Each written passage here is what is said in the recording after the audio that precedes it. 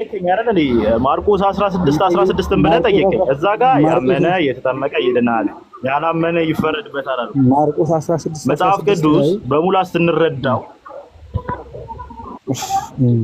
አሁን እኮ ከአንዱ ክፍል ወደ አንዱ ክፍል ነው የሚወጣው አይደል? የኔ ጥያቄ ማርቆስ 16 ላይ የዳነ ሰው ነው የሚጠመቀው ነው የሚለው ወይንስ ሰዎች አምኖ ሲጠመቁ ይድናሉ ይላል? ፓኬጅ ይመስለኛል ሐሳቡ። ፓኬጅ ፓኬጅ ለናል መልስ አይ ቆይ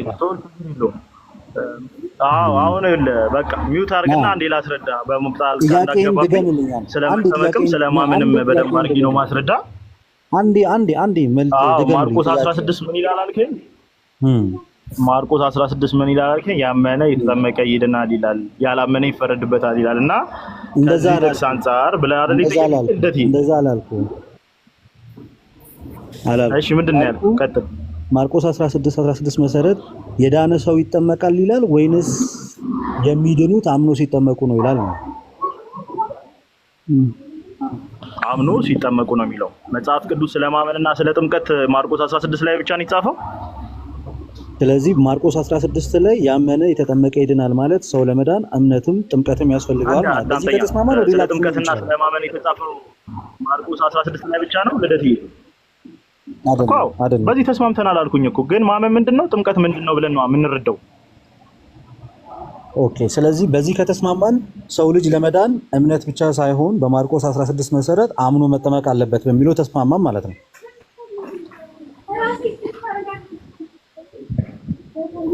አዳምጠኝ አንዴ። ያንተ ወይ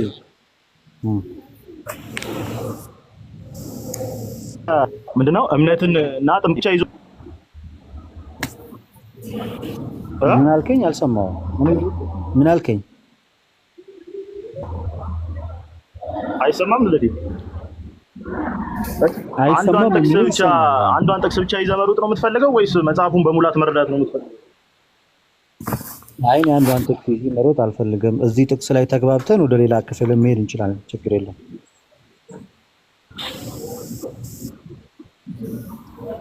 እሱ ከሌላ ጥቅሶች ጋር እንትን አይልም ማለት ነው። አይጋጭም ማለት ነው። አይጋጭም ከነጭራሹ። በቃ ማይጋጭ ከሆነ ምን መሰለህ፣ ማይጋጭ ከሆነ ሐዋርያት ሥራ 16ን ክፈትልኛል። 16:31 አውቀዋለሁ ክፍል የምትለው ራሱ። በጣም ጥሩ። እዛ ጋር ያ መዳን የሚፈልግ ሰው ምን ብሎ ጠየቀ?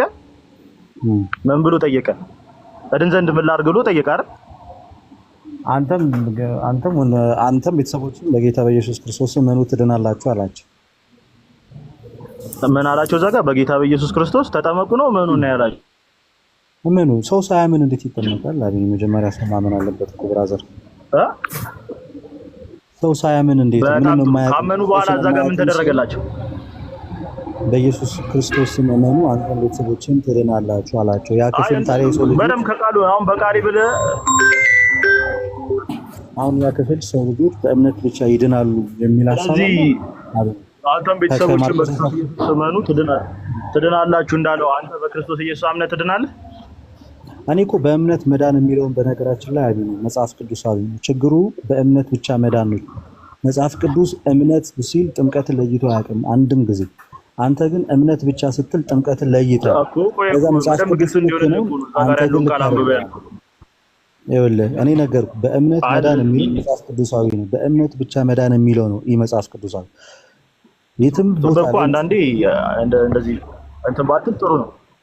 አይ አይደለ አዳምጥ። ቆይ እዛው ጋር ወረታች ወረድና አንብበው። ትንሽ ዝቅ ብለህ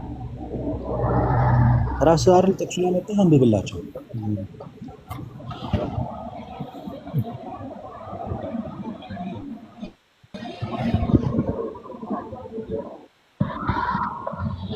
ያስወጣኛል። ለዛ ነው ልደት ያስወጣኛል። እሺ በቃ በቃሌ ምንድነው እዛ ጋር በጌታ በኢየሱስ ክርስቶስ እመን አንተም ቤተሰቦችም ትድናለህ ካለ በኋላ ቤተሰቦቹን ሰብስቦ እንዳስተማራቸው ገብቷል። ቃሉን እንዳስተማራቸው ይናገራል። ከዛ በኋላ ደግሞ እንዳጠመቃቸው ይናገራል መጽሐፉ። አየኸው ወደ ላይ ምን ብሎ አለ? ለመዳን ግን አንድ ሰው በጌታ በኢየሱስ ክርስቶስ ማመን እንዳለበት ይናገራል። ያመነ ሰው ደግሞ ተምሮ እንደሚጠመቅ ይናገራል። እና ይሄ መጽሐፍ ቅዱሳዊ ሐሳብ እንድትመልስልኝ የፈለኩት ሐሳብ ምን እንደሆነ ታውቃለህ? ገብቷል። እናንተ አሁን እነዚህ ሰዎች ሳይጠመቁ ቀርተዋል ብራዘር? ሳይጠመቁ ቀርተዋል እነዚህ ሰዎች? አሜን አለ ልደትዬ። ኤግዛክትሊ። ግን በተጠመቁ ሰዓት ባመኑ ሰዓት ላይ ድናቸዋል ድነት ያለው ልክ መጽሐፍ ቅዱስ ሐሳብ አለ። እኔ ከቅድም ጀምሮ አንዴ አዳምጠኝ። ያ ቅድም ይኸውልህ ወንድሜ ይኸውልህ እንደዚህ አለ፣ እነርሱም በጌታ በኢየሱስ ክርስቶስም አመንን እናንተና ቤተሰቦቻችሁ ትድናላችሁ አሉት። ለእነርሱም ቤተሰቦች ላሉት ሁሉ የእግዚአብሔርን ቃል ተናገራቸው። በሌሊትም በዚያን ሰዓት ወስዶ ቁስላቸውን አጠበላቸው። ያን ጊዜም እርሱ ከቤተሰቦቹ ሁሉ ጋር ተጠመቀ። ስለዚህ ባመኑ ሰዓት ላይ ዳኑ የሚል ክፍል አይናገርም ጳውሎስ። የትኛውም ቦታ ላይ ሰው መጀመሪያ ተጠመቅ አይደለም የሚባለው። አቢኒዮ አሁን ማወቅ ያለብህ ነገር መጽሐፉ አንዱ ከአንዱ ተነጣጥሎ አይሄድም። ምንም የማያውቅን ሰው ምንም አንድም ቀን ስለ ክርስቶስ ሰምቶ ነው የማያውቅ ሰው ምን ከመሬት ተነስተህ ኖ ተጠመቅ አይደለም የምትለው። እመን።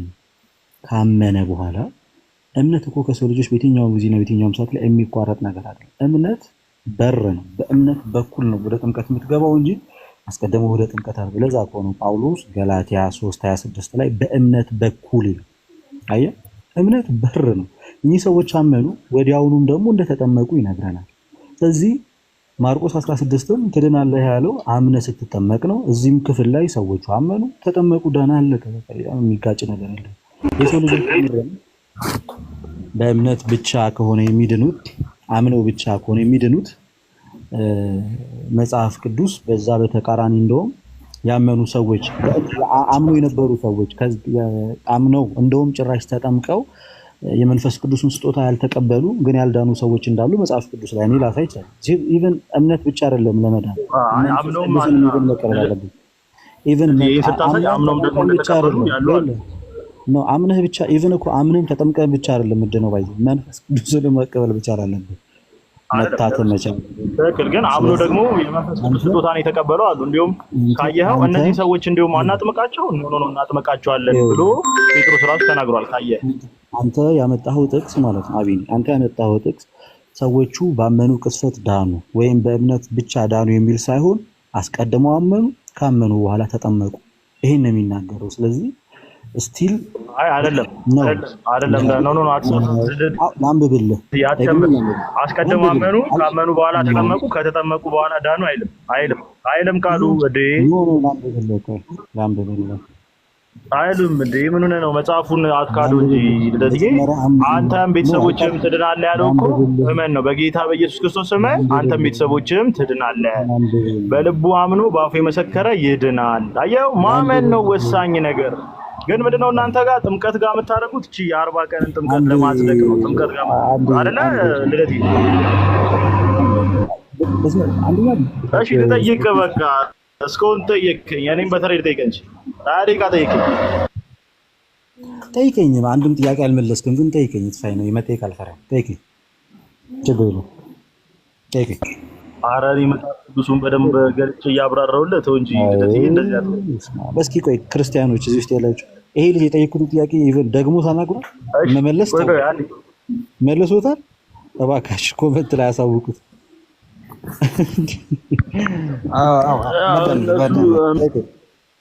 ጠይቀኝ። ለእኛም ደግሞ ጥያቄ ስላለን እንግዲህ ተራ ለተራ ትስጡናላችሁ። ሁላችሁም ጠይቁኝ፣ እኔ ችግር የለብኝም። ኦርቶዶክስ ስለሆንኩኝ እመልሳለሁ።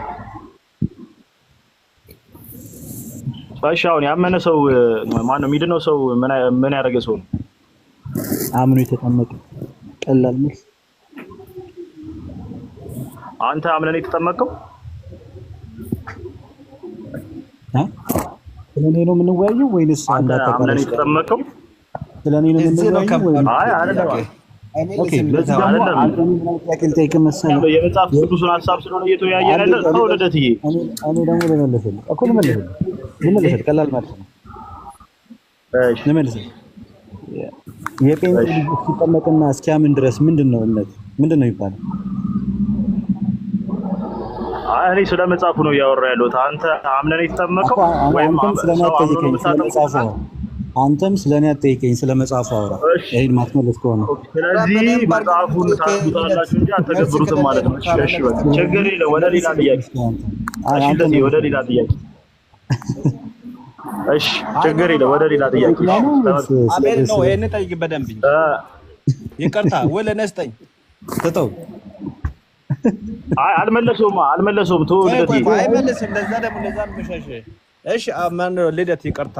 አምኔ ነው ተጠመቅኩ። አንተ ያንተ ልጅ እስኪጠመቅና እስኪያምን ድረስ ምንድነው ነው? የኔ ልጅ ጋር አይደለም። አንተ ለምሳሌ ኦርቶዶክስ አጠቃላይ 90% መልስ አንተ ይቀናል። አቤኔ ይቅርታ ቆይ ዝጋ 90% ኦርቶዶክስ በ40 እና በ80 ቀናቸው ነው የሚጠመቁት። ወደ ውይይቱ ትገባላችሁ ወይንስ እንደዚሁ እየቀለዳችሁ ትቆያላችሁ? ኖ ጥያቄ እኮ ነው ልደት። የፕሮቴስታንት ልጆች እስኪያምኑ ድረስ ምንድነው የሚባሉት? አሴ በቃ ቶቱ አሴ በቃ ይቅርቱ ችግር የለም። ስትመልስልኝ አይደለም በቃ ችግር የለም። አንድ ሰው ተጠምቆ ነው የሚያምነው። በቃ ችግር የለም። እሱ ያላመነ ያለው አሴ ተው በቃ ወደፈው በቃ ችግር የለም። ይሄንን ስትመልሱልኝ እመልስላችኋለሁ። እመልስልሃለሁ። ቆይ ችግር የለም። መልስ እስላም ነው። እኔ ልመልስ። እሺ ሰው ልመልስለት። ሕፃናትን ወደ ጌታ ያመጧቸው ነበርና ሕፃናት ወደ እኔ ይመጡ ዘንድ አትከልክሏቸው አለ። ሕፃናትንም ባረካቸው። የእግዚአብሔር መንግስት እንደነዚህ ላሉት ናትና የሚለውን ቃል ስለምናምን ቸርች እንጸልይላቸዋለን፣ ይጸለይላቸዋል። ግን ቃል ሰምተው ማመን ስለማይችሉ ይጸለይላቸዋል። በእግዚአብሔር ፊት እናቀርባቸዋለን፣ ይቀርባሉ፣ እግዚአብሔር ይባርካቸዋል። ይሄ ነው የሚደረገው፣ ጌታ ኢየሱስ እንዳደረገው ማለት ነው። ሳያምኑ ነው የሚባረኩት ማለት ነው። ጸሎት ሕፃናትን ምን አደረጋቸው ጌታ? አምነው ነው ይባረካቸው። ወደ እኔ መጡ ዘንድ አትከልክሏቸው አለ። ከዛ ምን አደረጋቸው? እጁን ጫነ፣ ባረካቸው። ተመለስ ተወኩለኛ። ስለዚህ እነዚህ ክርስቲያን ምንድን ነው የሚባሉት ታዲያ? ክርስቲያን ናቸው ምንድን ናቸው እንዴ? ክርስቲያን የሚባለው ስያሜ ነው። ይኸውልህ እየሰማኝ ነው አይደል? ስያሜ ነው። አማኝ ኦልሬዲ የእግዚአብሔር ልጆች ናቸው። ከባረካቸው ልጆች ናቸው። ስለዚህ የእግዚአብሔር ልጆች ይባረኩ። የእግዚአብሔር መንግስት እንደነዚህ ላሉት ናትና ተብሎላችኋል። ይሄን ታምናለህ? ሰለሞን ሳይጠመቁም ሳያምኑም ቸርች ወስዳቸው ብቻ ስለተባረኩ የእግዚአብሔር ልጆች ይሆናሉ። አዎ ከዛ ምን አላቸው? በሰዎች ፊት አቆማቸውና የእግዚአብሔር መንግስት እንደነዚህ ክርስቲያኖችና አስጠምቀው አስባርከው የእግዚአብሔር ልጆች ያደረጉ። ኖ አሁን አየህ መጽሐፍ ቅዱስ ስለ ጥምቀት ያስተማረው ትምህርት አለ። ያመነ የተጠመቀም ነው የሚለው።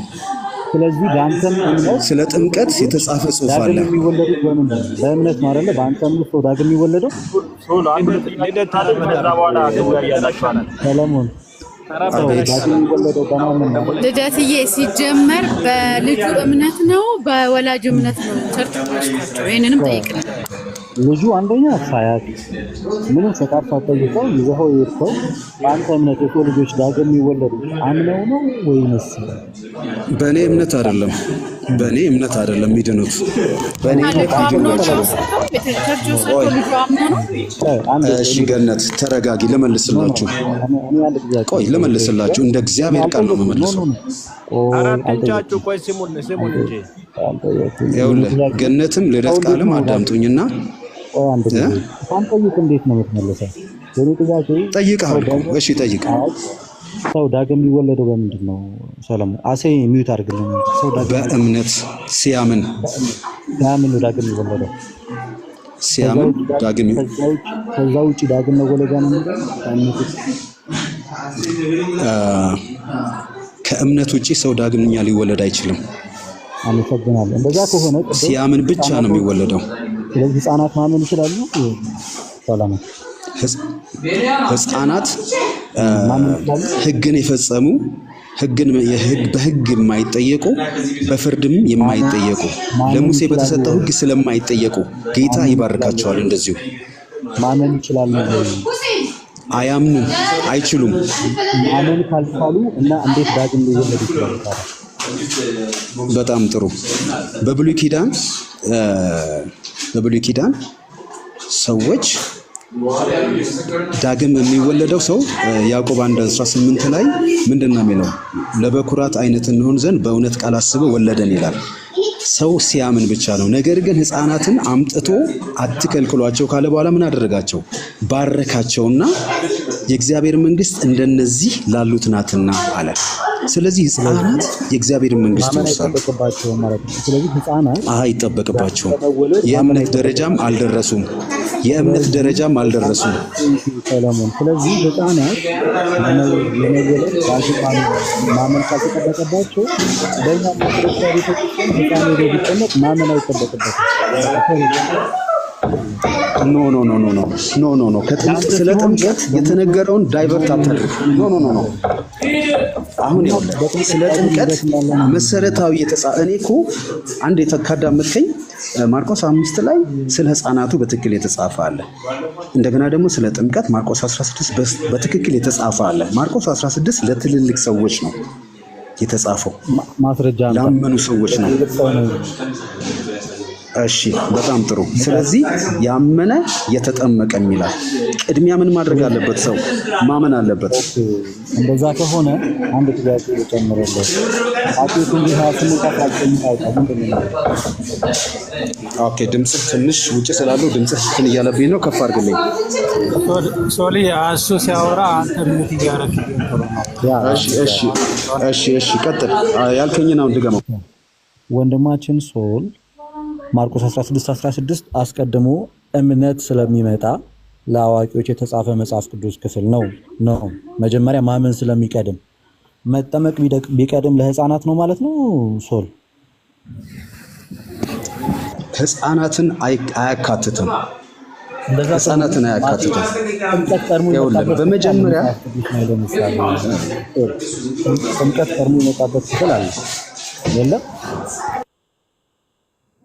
መጀመሪያ ጥምቀት ቀድሞ የመጣበት ክፍል አለ መጽሐፍ ቅዱስ ላይ ላሳየ።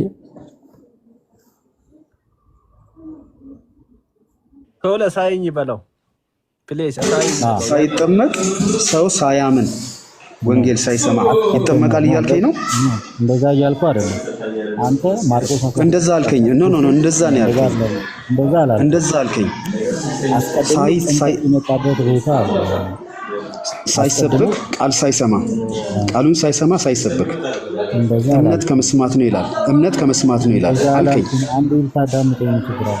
በእኔ ራስህን ሐሳብ ትላለህ፣ በእኔ ሐሳብ የራስህን ሐሳብ ለምጽፋት። እሺ ማቴዎስ ወንጌል ምዕራፍ 28 ቁጥር 19 ሂዱ ወደ ዓለም በአብ በወልድ በመንፈስ ቅዱስ ስም እያጠመቃችሁ ይላል። አስቀድሞ መጀመሪያ እያጠመቃችሁ ያዘዝኳቸውንም ሙሉ ለሙሉ አውጥቼ ላንብብልህ። እንደውም ጥቅስ ፋሚሊየር የሆነ ጥቅስ ስለሆነ ላውጣልና በዛውም አንተም እንደዚህ ያላችሁ ማቴዎስ ወንጌል ምዕራፍ 28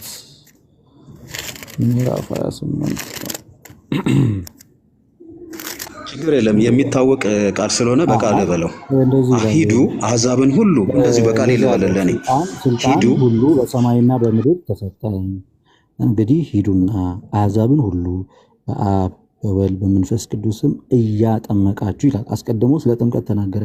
ቀጠለና ያዘዝኳቸውንም ሁሉ እንዲጠብቁ እያስተማራችኋቸው ደቀ መዛሙርት አድርጓቸው። እነሆ እኔ እስከ ዓለም ፍጻሜ ድረስ ከእናንተ ጋር ነኝ አለ። መጀመሪያ ክርስቶስ እዚህ ጋር እያጠመቃችኋቸው፣ ከዛ ቀጥሎ ያዘዝኳችሁን ሁሉ እንዲጠብቁ እያስተማራችኋል። እዚህ ጋር ቀድሞ የተነገረው ጥምቀት ነው ወይስ ማስተማር ነው? በጣም ጥሩ። እንግዲህ አሁን ልደት ቃል ወንጌል ሳይሰብክ ሰዎችን ያጠምቃል ማለት ነው። ስለመጽሐፍ ቅዱስ ነው የጠየቅኩት፣ ስለ ቃሉ ነው። ቃል በቃል ነው ከራሴ የጨመርኩትም የቀነስኩትም ነገር የለም። እዚህ ክፍል ላይ ቀድሞ የተነገረው ስለማጥመቅ ነው። ችግር የለም። ከታረቋል እንጂ አሩ ነው የተጠመቀ ሰው ያለው አትቀበሉ ማለት ነው። ሐዋርያት ሥራ አንድ ሰው ያወራ ተራ በተራ አውሩ። እሺ እኔ እየተናገርኩ ነው። አንድ ጊዜ አቢኒ ይቅርታ አድርግልኝ። ይሄንን የታዘዙትን ትእዛዝ ሐዋርያት ሥራ ምዕራፍ 2 ላይ እንዴት ተገበሩት? ምዕራፍ 2 ላይ እንዴት ተገበሩት? ወደ ተገበሩት ወደ ሐዋርያት ግብር መግባት አለብን። ስለዚህ እኔ እኮ የጠየኩህ ለምን ታውቃለህ? ፎሎዮልም አሁን ይኸውልህ በጣም ጥሩ። እኔ ልደት ካል እዚህ ማች እንደዚህ ትረዳለህ ብዬ አላስብም። ሰው ወንጌል ሳይሰማ ይጠመቃል ብለህ ታምናለህ? አላልኩም። እንደዛ ነው አላልኩም። አንተ ታምናለህ? ነው አላምንም። እንደዛ እኔ እንደዛ አላልኩም። እኔ ጠየኩት ማርቆስ 16:16 ላይ አስቀድሞ እምነትን ያመጣል፣ ያመነ የተጠመቀ ይድናል ይላል። which is ቀድሞ ሰው ማመን እንዳለበት ይናገራል። ኦፍ ኮርስ ክርስቶስን ለማያውቁ የክርስቲያን ቤተሰብ ላልሆኑ ምንም አይነት ወንጌል ሰምቶ ለማያውቁ ሰዎች ስር መሰረት ክርስትና የሌላቸው ሰዎች ወንጌልን ሳትሰብክላቸው ተጠመቁ ማለት አትችልም። አስቀድመ ስለ ጌታ ስለ ኢየሱስ ክርስቶስ ነው። ነገር ግን እኔ አሁን ወደ ሕፃናቱ ጥምቀት ስለተጠየቀ ለመመለስ ነው።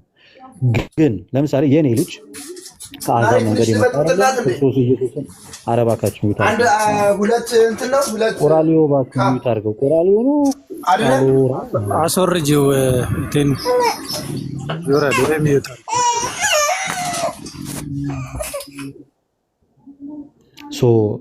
እኔ ያልኩ ያለሁት ምንድነው መጽሐፍ ቅዱስ ሲጽፍ በመጽሐፍ ደረጃ ቴክስቱ አስቀድሞ እምነት የመጣበት ቦታ አለ፣ አስቀድሞ ጥምቀት የመጣበት ቦታ አለ።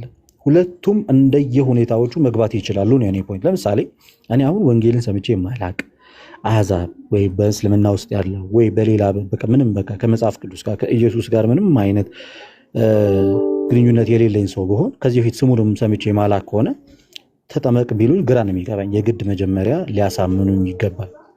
አምናለሁ። እኔ አመንኩኝ፣ ተጠመቅኩኝ። የኔ ልጅ ግን እንደኔ አስቀድሞ ማመን ወይም ደግሞ ስለ ኢየሱስ ክርስቶስ አዲስ አይሆንበትም። የተወለደው ራሱ ከአማኝ ቤተሰብ እንደመወለዱ አስቀድሞ ተጠምቆ እምነቱን እያሳደገ ቢሄድ ከመጽሐፍ ቅዱስ ጋር የሚገጭ ምንም አይነት ሐሳብ የለውም። ያ በቀጥታ ልክ አብርሃም ክርስቶስ እግዚአብሔርን አስቀድሞ ባለማወቁ እግዚአብሔርን ፈለገ፣ እግዚአብሔር አገኘው፣ በ90 ዓመቱ ተገረዘ። ይስሐቅ ግን እንደ አብርሃም ማደግ ምናምን እዛ ደረጃ ማለት አልጠበቀም። በ7 ቀኑ ተገረዘ። ለምን? የአብርሃም ልጅ ስለሆነ። ፖይንቱ ይሄ ነው። መጽሐፍ ቅዱስ ማቀደም ያነሳህልኝ ሶልዬ ወንድሜ ሐዋርያት ሥራ ምዕራፍ 2 ላይ ያነሳህልኝ ኤግዛክትሊ ክርስቶስ ያዘዛቸውን ወደ ዓለም ሂዱ ፍጥረትን ለወንጌል ሁሉ ስበኩ እንደተባለ ሄዶ የሰበካቸው ኢየሱስን የማያውቁ አይሁዳውያን አሉ፣ ጣዖት አምላኪዎች አሉ፣ በጣም በርካታ እምነት ውስጥ ያሉ ሰዎች አሉ፣ የናዝሬቱ ኢየሱስን የማያውቁ። ስለዚህ ማድረግ የሚችለው ጴጥሮስ ምንድነው? እናንተ የገደላችሁት ኢየሱስ ክርስቶስ እግዚአብሔር ከሙታን መካከል ያስነሳው ብሎ ታላቁን ጌታ የሚያድነውን ክርስቶስ ሰበከላቸው። ልባቸው ተነካ። ወንድሞች ሆይ ምን እናድርግ የሚል ጥያቄ ሲጠይቁ ንስሐ ግቡ፣ በኢየሱስ ክርስቶስም ተጠመቁ። ምን እንድትሉ? የኃጢአት ስርየትን እንድታገኙ። እዚህ ክፍል ላይ እንደውም ሰው ልጆች አምነው ሲጠመቁ የኃጢአት ስርየትን እንደሚያገኙ ክሊርሊ የሚያሳይ ክፍል እንደሆነ በዚህ አጋጣሚ መናገር ፈልጋለሁ። የኔ ሐሳብ ይሄ ነው። እኔ ወንጌል ሳይሰማ መዳን ይችላል የሚለው እምነት የለኝም። ጥሩ። እሺ፣ ያው የኃጢአት ስርየትን ብለሃል መጨረሻ ላይ። ያው የኃጢአት ስርየት በማንኛውም ሁኔታ ያለ ኢየሱስ ክርስቶስ ደም አይሰረይም። ኃጢአት እንደው በብሉይ ኪዳን እንደው ይከደን የተለያየ ነገር ይሁን ይቅርታ፣ ምሕረት እግዚአብሔር ያለ መቁጠር ደረጃ ያደርግ ነበር ያሳየናል። ነገር ግን ያለ ኢየሱስ ክርስቶስ ደም ኃጢአት አይሰረይም። ጥምቀትን ቢኖር ኃጢአትን የሚያጥበው ደም ነው። ጥምቀት ኃጢአትን አያጥብም። ኃጢአት በደም ነው የሚታጠበው። መጽሐፍ ቅዱስ ደም ሳይፈስ ስርየት የለም ይላል። ንስሐ ግቡ ሲባሉ ለንስሐው የኃጢአትን ስርየት የሚሰጠው ደሙ ነው። ስለዚህ ትልቅ መረሳት የሌለበት ነገር ይሄ ነው እና ከዚህ ይሄ ራሱ አንድ እንትን ነው። ሁለተኛ ጥሩ መታል ያው ሐዋርያት ሥራ ላይ ነው። ወደ ግብሩ ወደ ስራቸው ስንመጣ የኃጢአትን ስርየት ያደረጉት ወይ ደግሞ ወንጌልን በመስበክ የትኛውም አይሁድም እግዚአብሔርን ያውቃሉ፣ እግዚአብሔርን የሚከተሉ ሰዎች ናቸው። ነገር ግን የኢየሱስ ክርስቶስን አዳኝነት ትተው ሰቅለውታል። ለነሱ ወንጌል ተሰበከ። ስለዚህ ወንጌል ሳይሰበክ ቅድም ማቴዎስ የጠቀስከው ሐሳብ አንተ ማቴዎስ ላይ የሄድከው ሰው አስቀድሞ ይጠመቃል የሚል ነገር ተናግረህ ነው እና ለዛ ሐሳብ አይሰጥህም። ለዛ ሐሳብ እንደማይሰጥህ ሐዋርያት ሥራ ምዕራፍ 2 ላይ መጥቻለሁ። ስለዚህ መጽሐፍ ቅዱስ ሕፃናትን ወደ እኔ ይመጡ ዘንድ አትከልክሏቸው ብሎ አላስተማራቸውም፣ አጥምቋቸውም አላለም፣ ግን ባረካቸው። ከዛ ምን አለ? የመንግስተ ሰማያት ምሳሌ አደረጋቸው። ስለዚህ ሕፃናት ቸርች እንሄዳለን፣ ይጸለይላችኋል፣ እግዚአብሔር ከኛ ጋር ነው፣ እግዚአብሔር ይባርካችኋል ብለን እናምናለን። ጥምቀት ግን መጽሐፍ ቅዱስ በትክክል ያስቀመጠው የጻፈልንም ጥምቀት ያመነ የተጠመቀም ይድናል ይላል። ፕሮሲጀሩ ይሄ ነው። ሌላው ስለ ጥምቀት አስፈላጊ ከሆነ ጥምቀት ምንድን ነው የሚያደርገው? እምነት ምንድን ነው? ዘርዝረን ማውራት አለብን። ቅድም ነው ዳትስ ፓኬጅ ያልኩት ይሄ ነው። እምነት ምንድን ነው የሚሰራው? ጥምቀትስ ምንድን ነው የሚሰራው የሚለውን ወደዚህ ሀሳብ ብንመጣ ጥሩ ነው። ጥምቀት ምን ይሰራል? መቼ ነው ጥምቀትስ ምን ማለት ነው የሚለውን ነገር እሱን ብታብራራልኝ አንተ ከምታውቀው ከተናገርከው ነገር አንጻር ልነሳና ሁለት ዋና ዋና ሀሳቦችን ተናግረሃል። በነገራችን ላይ መጽሐፍ ቅዱስ ላይ እኔ ማቴዎስን ያነሳሁት ሰዎች አስቀድሞ ተጠምቀው ከዛ በኋላ ሊያምኑ ይችላሉ። መሰረታቸው ግን የቀድሞ ያመነ ቤተሰብ ግን ውስጣቸው ያስፈልጋል የሚል ነው። አስቀድሞ የሚያምን ቤተሰብ ውስጥ እስካልሆኑ ድረስ ቀድሞ መጠመቅ አለባቸው አይደለም ያልኩት። ከሚያምን ቤተሰብ እስከተወለዱ ድረስ ቀድሞ ቢጠመቁ ችግር የለውም። መጽሐፍም ይደግፈኛል። ቆርኔሌዎስ አመነ ከነ ቤተሰቡ፣ ሊዲያ አመነች ከነ ቤተሰቧ የተጠመቀች፣ ቤተሰቦቿ ሙሉ አመኑ የሚል ፓርት የለም። ያመነችው ሊዲያ ናት። አማኝ ሆና የተገኘችው በእነሱ ውስጥ በእሷ እምነት ሌሎቹ ቤተሰቦቿ እንደተጠመቁ መጽሐፍ ይናገራል። እሱ አይጋጭም፣ ምንም አዲስም አይደለም። ሌላኛው የኃጢአት ስርየት በጥምቀት አለ ወይ? እኔ አላልኩም። በደሙ አለ የኢየሱስ ክርስቶስ። እኛ ኦርቶዶክሳውያን ውሃው ደሙን ነጣጥለን የምናደርጋቸው ነገሮች አሉ። በአንድ ላይ የሚፈጸሙ ናቸው። ልክ ዮሐንስ በመልእክቱ እንደሚናገር አንድ ክፍል ብቻ አይደለም። ሐዋርያት ሥራ ላይ በኢየሱስ ክርስቶስ ስም ሲጠመቅ ዝም ብለህ ውሃው ብቻውን ምንም ማምጣት አይችልም። አሁንም ወቁ የኃጢአት ስርየት በስሙ ይሰበካል ነው የተባለ። ስለዚህ ያ ውሃ በኢየሱስ ክርስቶስ ስም እስካልሆነ ድረስ የኃጢአት ስርየት መስጠት አይችልም። ስለዚህ ውሃውን ለብቻ የኢየሱስን ስም ለብቻ አድርጋ አቃለህ ካየኸው ኦፍ ኮርስ ምንም አይነት ነገር ልታመጣ አትችልም። ነገር ግን ውሃውን ጴጥሮስ እንደተናገረ በኢየሱስ ስም ከተጠመቅከው ነው ፖይንቱ ያለው፣ ኃይሉ ያለው ስሙ ላይ ነው። ሌላኛው ሐዋርያ ሥራ 22:16 ላይ አሁንስ ለምን ትዘገያለህ? ተነስና ታጠብ፣ ተነስና ተጠመቅ ከኃጢአትህም ታጠብ፣ ተነስና ተጠመቅ ከኃጢአትህም ታጠብ ይለዋል ጳውሎስ። አሁንስ ስለምን ትዘገያለህ? ተነስና ተጠመቅ ከኃጢአትህም ታጠብ። ስለዚህ ጳውሎስ ከኃጢአቱ የታጠበው ተነስቶ ሲጠመቅ ነው። ስሙን እየጠራህ ነው። ቅድምም ነግረህ ስሙን እየጠራህ፣ ስለዚህ ኃይሉ ያለው ስሙ ላይ። ስለዚህ ጥምቀቱ የኃጢአት ስርየት ሊሰጥ የሚችለው በዋነኝነት ዝም ብሎ ውሃው ከየትም ቦታ ተቀርቶ ስለመጣ ሳይሆን እዚህ ጋርም አንደርስታንድ አድርጉ፣ በኢየሱስ ክርስቶስ ስም ስለሚሰራ ነው። አሁንስ ለምን ትዘገያለህ? ተነስና ስሙን ማን ኢየሱስ የሚለው በስሙ ይላል። ከኢየሩሳሌም ጀምሮ የኃጢአት ስርየት ይሰበካል እንደተባለ ተነስና ስሙን እየጠራ ተጠመቅ።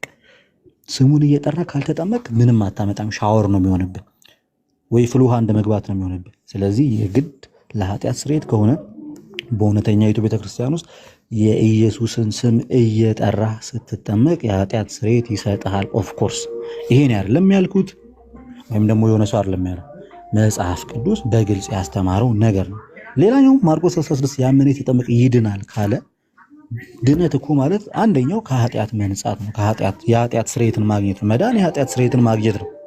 ለዛ ከሆነ ሰው ለመዳን አምኖ መጠመቅ ካለበት ኦፍኮርስ ጥምቀት ካዳ ነው የኃጢአት ስርየቱን ማግኘት። በእኛ ኦርቶዶክሳውያን ደስ የሚለው ጥምቀት እምነትም ጥምቀትም የጌታ ቅዱስ ሥጋና ክቡር ደሙን በአንድ የምናደርጋቸው ስለሆነ አንዱን ነጣጥለን የምናስኬደው ነገር የለም። ኮምፕሊት እኛ ጋር ኮሌክቲቭ የሆነ ሳልቬሽን ያለ ታምናለህ፣ ትጠመቃለህ፣ የጌታን ቅዱስ ሥጋና ክቡር ደሙን ተቀብለህ በመንፈስ ቅዱስ ትታተማለህ፣ which is ሪቦርን ወይም ሪጄኔሬት ታደርጋለህ።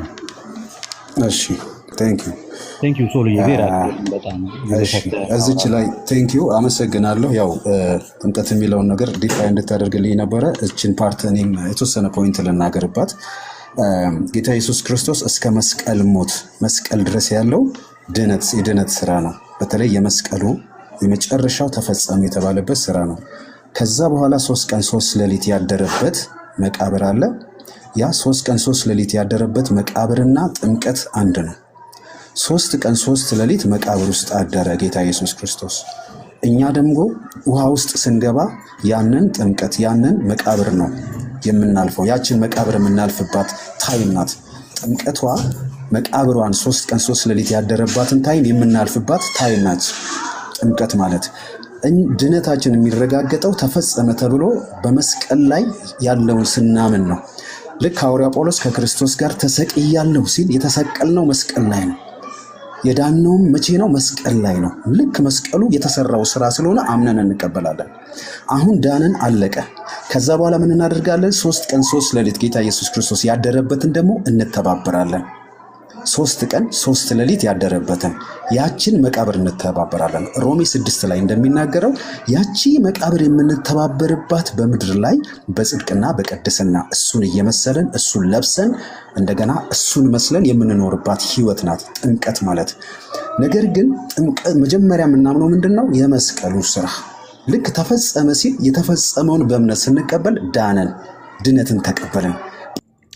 ከሞቱ ጋር አንድ እንሆን ዘንድ ተጠመቅን። አታውቁምን? እንግዲህ ክርስቶስ በአብ ክብር ከሙታን ደግሞ እንደተነሳ እንዲሁ እኛም በአዲስ ሕይወት እንመላለስ ዘንድ ከሞቱ ጋር አዲስ እንሆን ዘንድ በጥምቀት ከእርሱ ጋር ተቀበርን። በጥምቀት ከእርሱ ጋር የተቀበርነው በአዲስ ሕይወት ለመነሳት ነው እንጂ ሞቶ ለመቅረት አይደለም። ስለዚህ ድህነታችን ሞቱ ብቻ አይደለም መነሳቱም።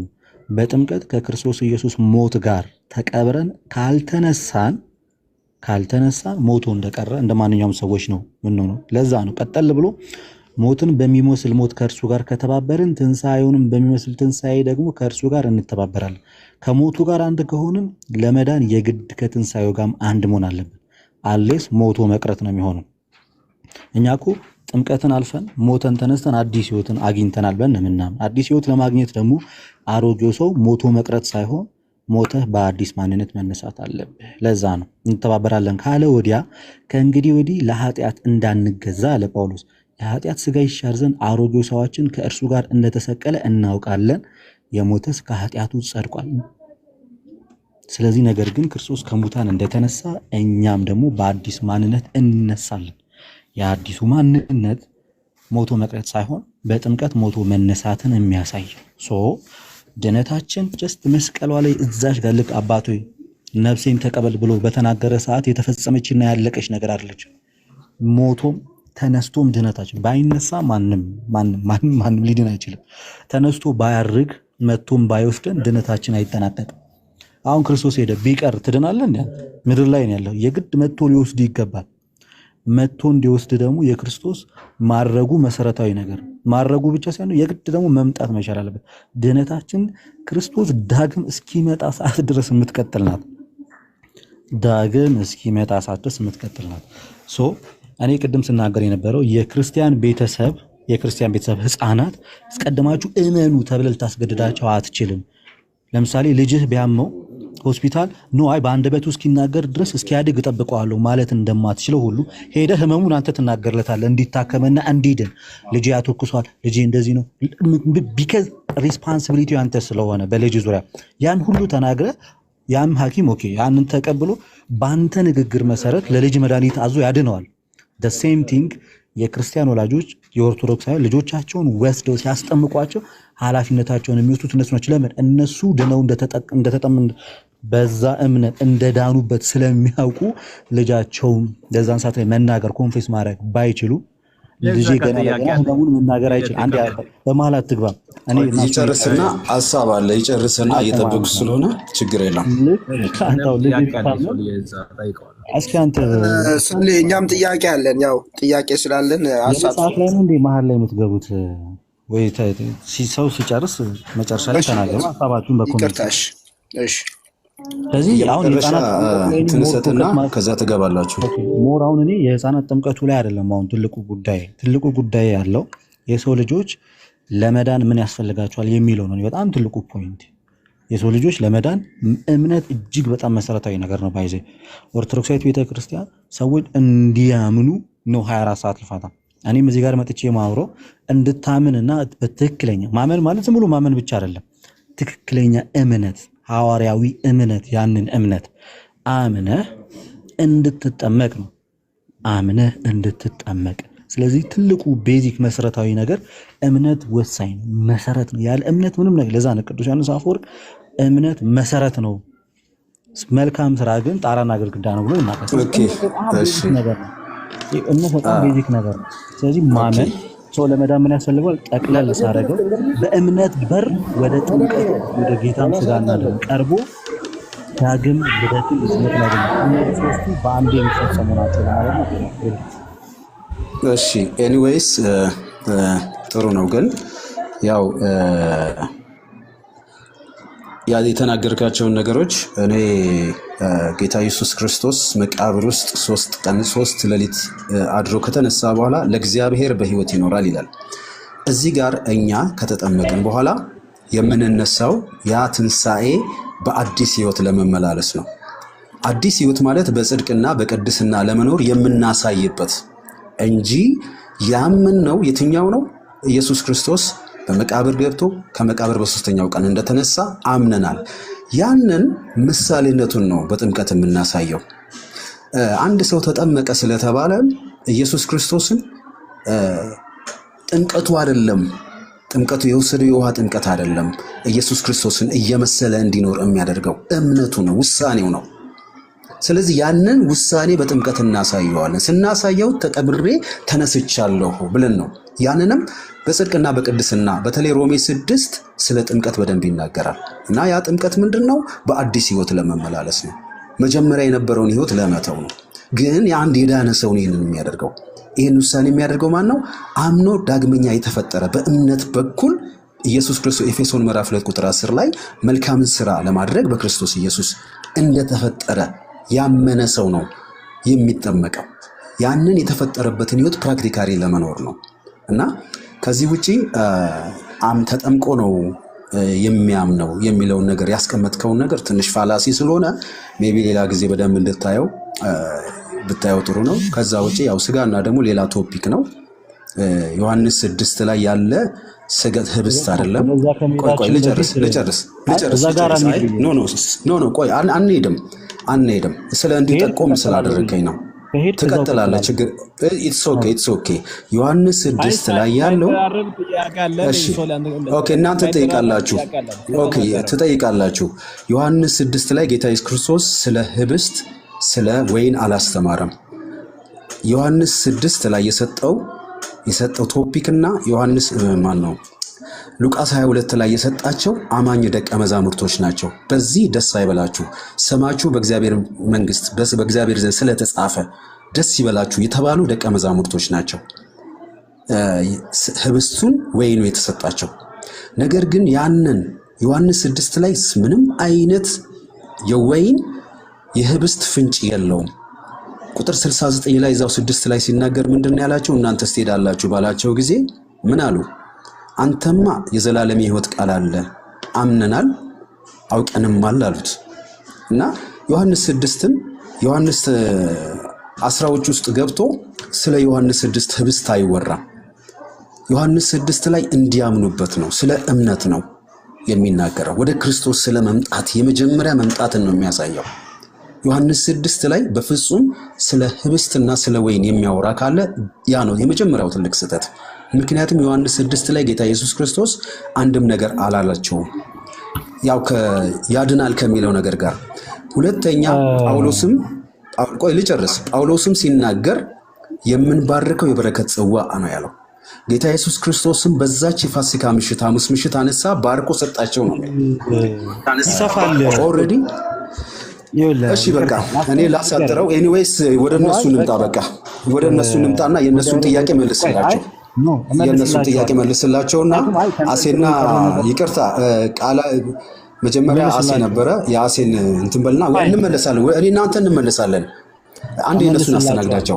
አንድ እመልስላቸዋለሁ። ሮሜ 6 ላይ የተጠቀሰው ሮሜ 8 ላይ የሰው ልጆች ቆይ አንዴ የሰው ልጅ ከዳነ በኋላ ነው። ሮሜ 6 ላይ የተናገርከው ነገር ስለ ጥምቀቱ ስታነሳ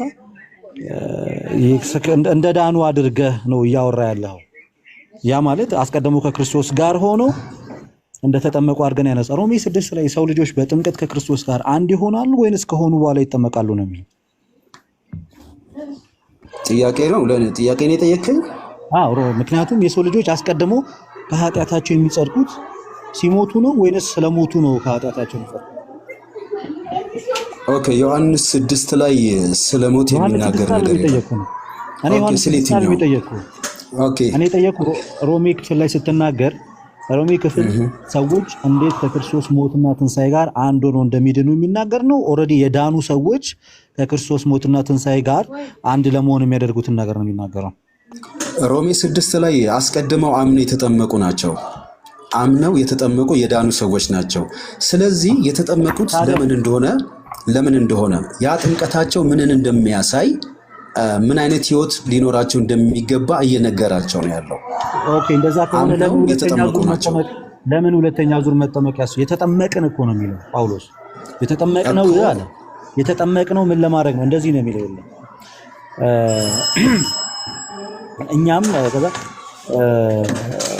እንዲህ ብሎ ነው የሚጀምረው። የሞት እንግዲህ ምን እንላለን? ጸጋ እንዲበዛ በኃጢአት ጸንተን እንኑርን አይደል? ለኃጢአት የሞትን እኛ ወደፊት እንዴት አደረገን በእርሱ እንኖራለን?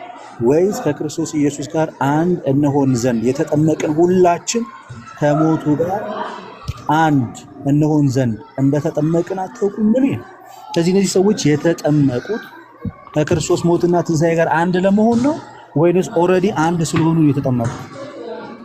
ከሞቱ ጋር ነው እየነገረ ያለው። ከየት ጋር ነው? ከሞቱ ጋር ነው አንድ የሚሆነው እንጂ ከሞቱ ጋር አንድ እንሆናለን ማለት ህይወት የለንም።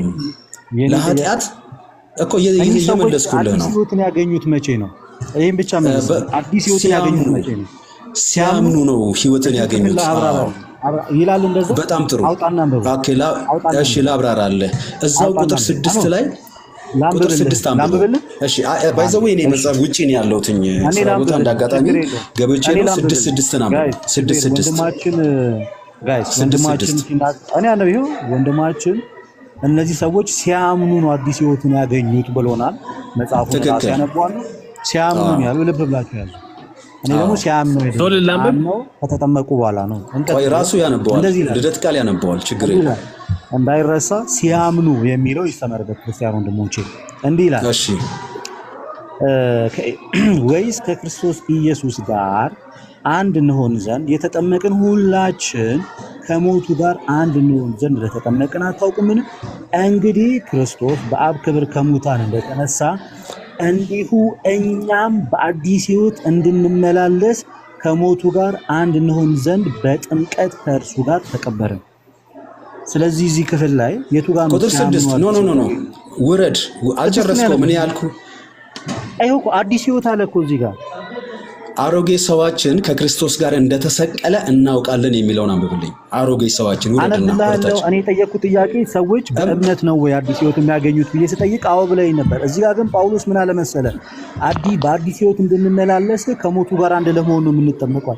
በአዲስ ህይወት ለመመላለስ ነው የምንጠመቀው አለ። እሱ መቃብር ነው። ውረድና መቼ እንደሞትን አዲስ ህይወት ይላል እዚህ ጋር ሶል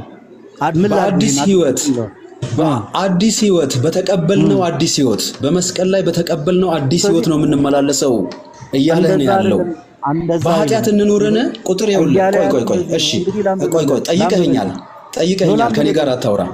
ጠይቀኸኛል በእምነት ነበር ያልከው። ጠይቀኸኛል። እኔ ይኸውልህ በደንብ ሐሳቡን ልግለጽልህ። ኦኬ በጣም ጥሩ። ከቁጥር 1 ጀምሮ በኃጢአት ጸንተን እንኖርን ይላቸዋል። አየህ እነዛ ህይወት ያገኙ ዳግመኛ የተወለዱ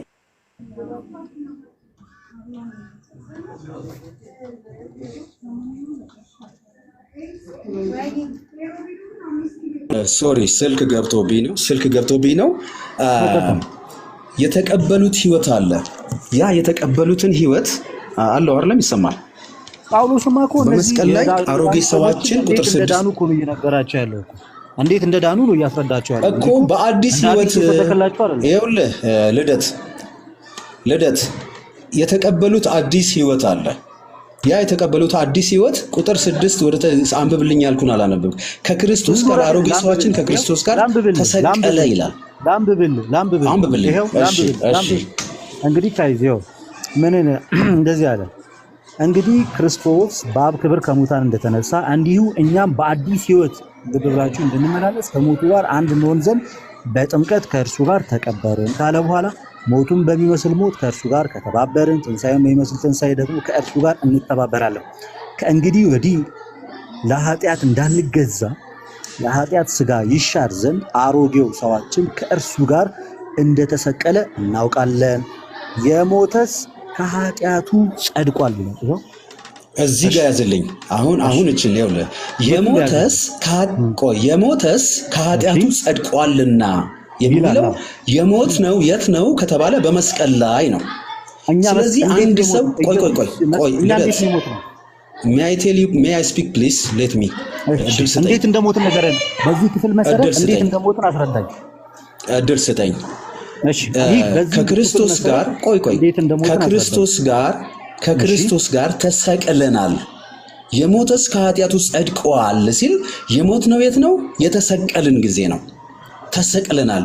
የሞተስ ከኃጢአቱ ጸድቋል ሲባል በምንድን ነው የተሰቀልከው? ተሰቅለናል አትበላ። በምንድን ነው የተሰቀልከው?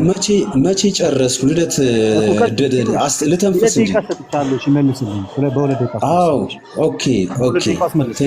እሺ ቴንክ ዩ። የሞተስ ከኃጢአቱ ጸድቋልና ብሎ ሲናገር አንድ የሞተ ሰው በሕግ አይጠየቅም፣ በምንም አይነት ነገር አይጠየቅም። ስለዚህ በነበረው በአዳምም የነበረውን አዳም ኢየሱስ ክርስቶስ በመስቀል ላይ ሲሞት አዳም እዛ ተሰቀለ፣ ሞተ። የነበረው ሁሉ ለድህነት የሚያስፈልገን ነገር በሙሉ በመስቀል ላይ አብሮ ሲጠረቅ በመስቀል ሲያስወግደው ቆላስይስ ምዕራፍ 2 እንደሚናገረው ያን ጊዜ ሞተናል።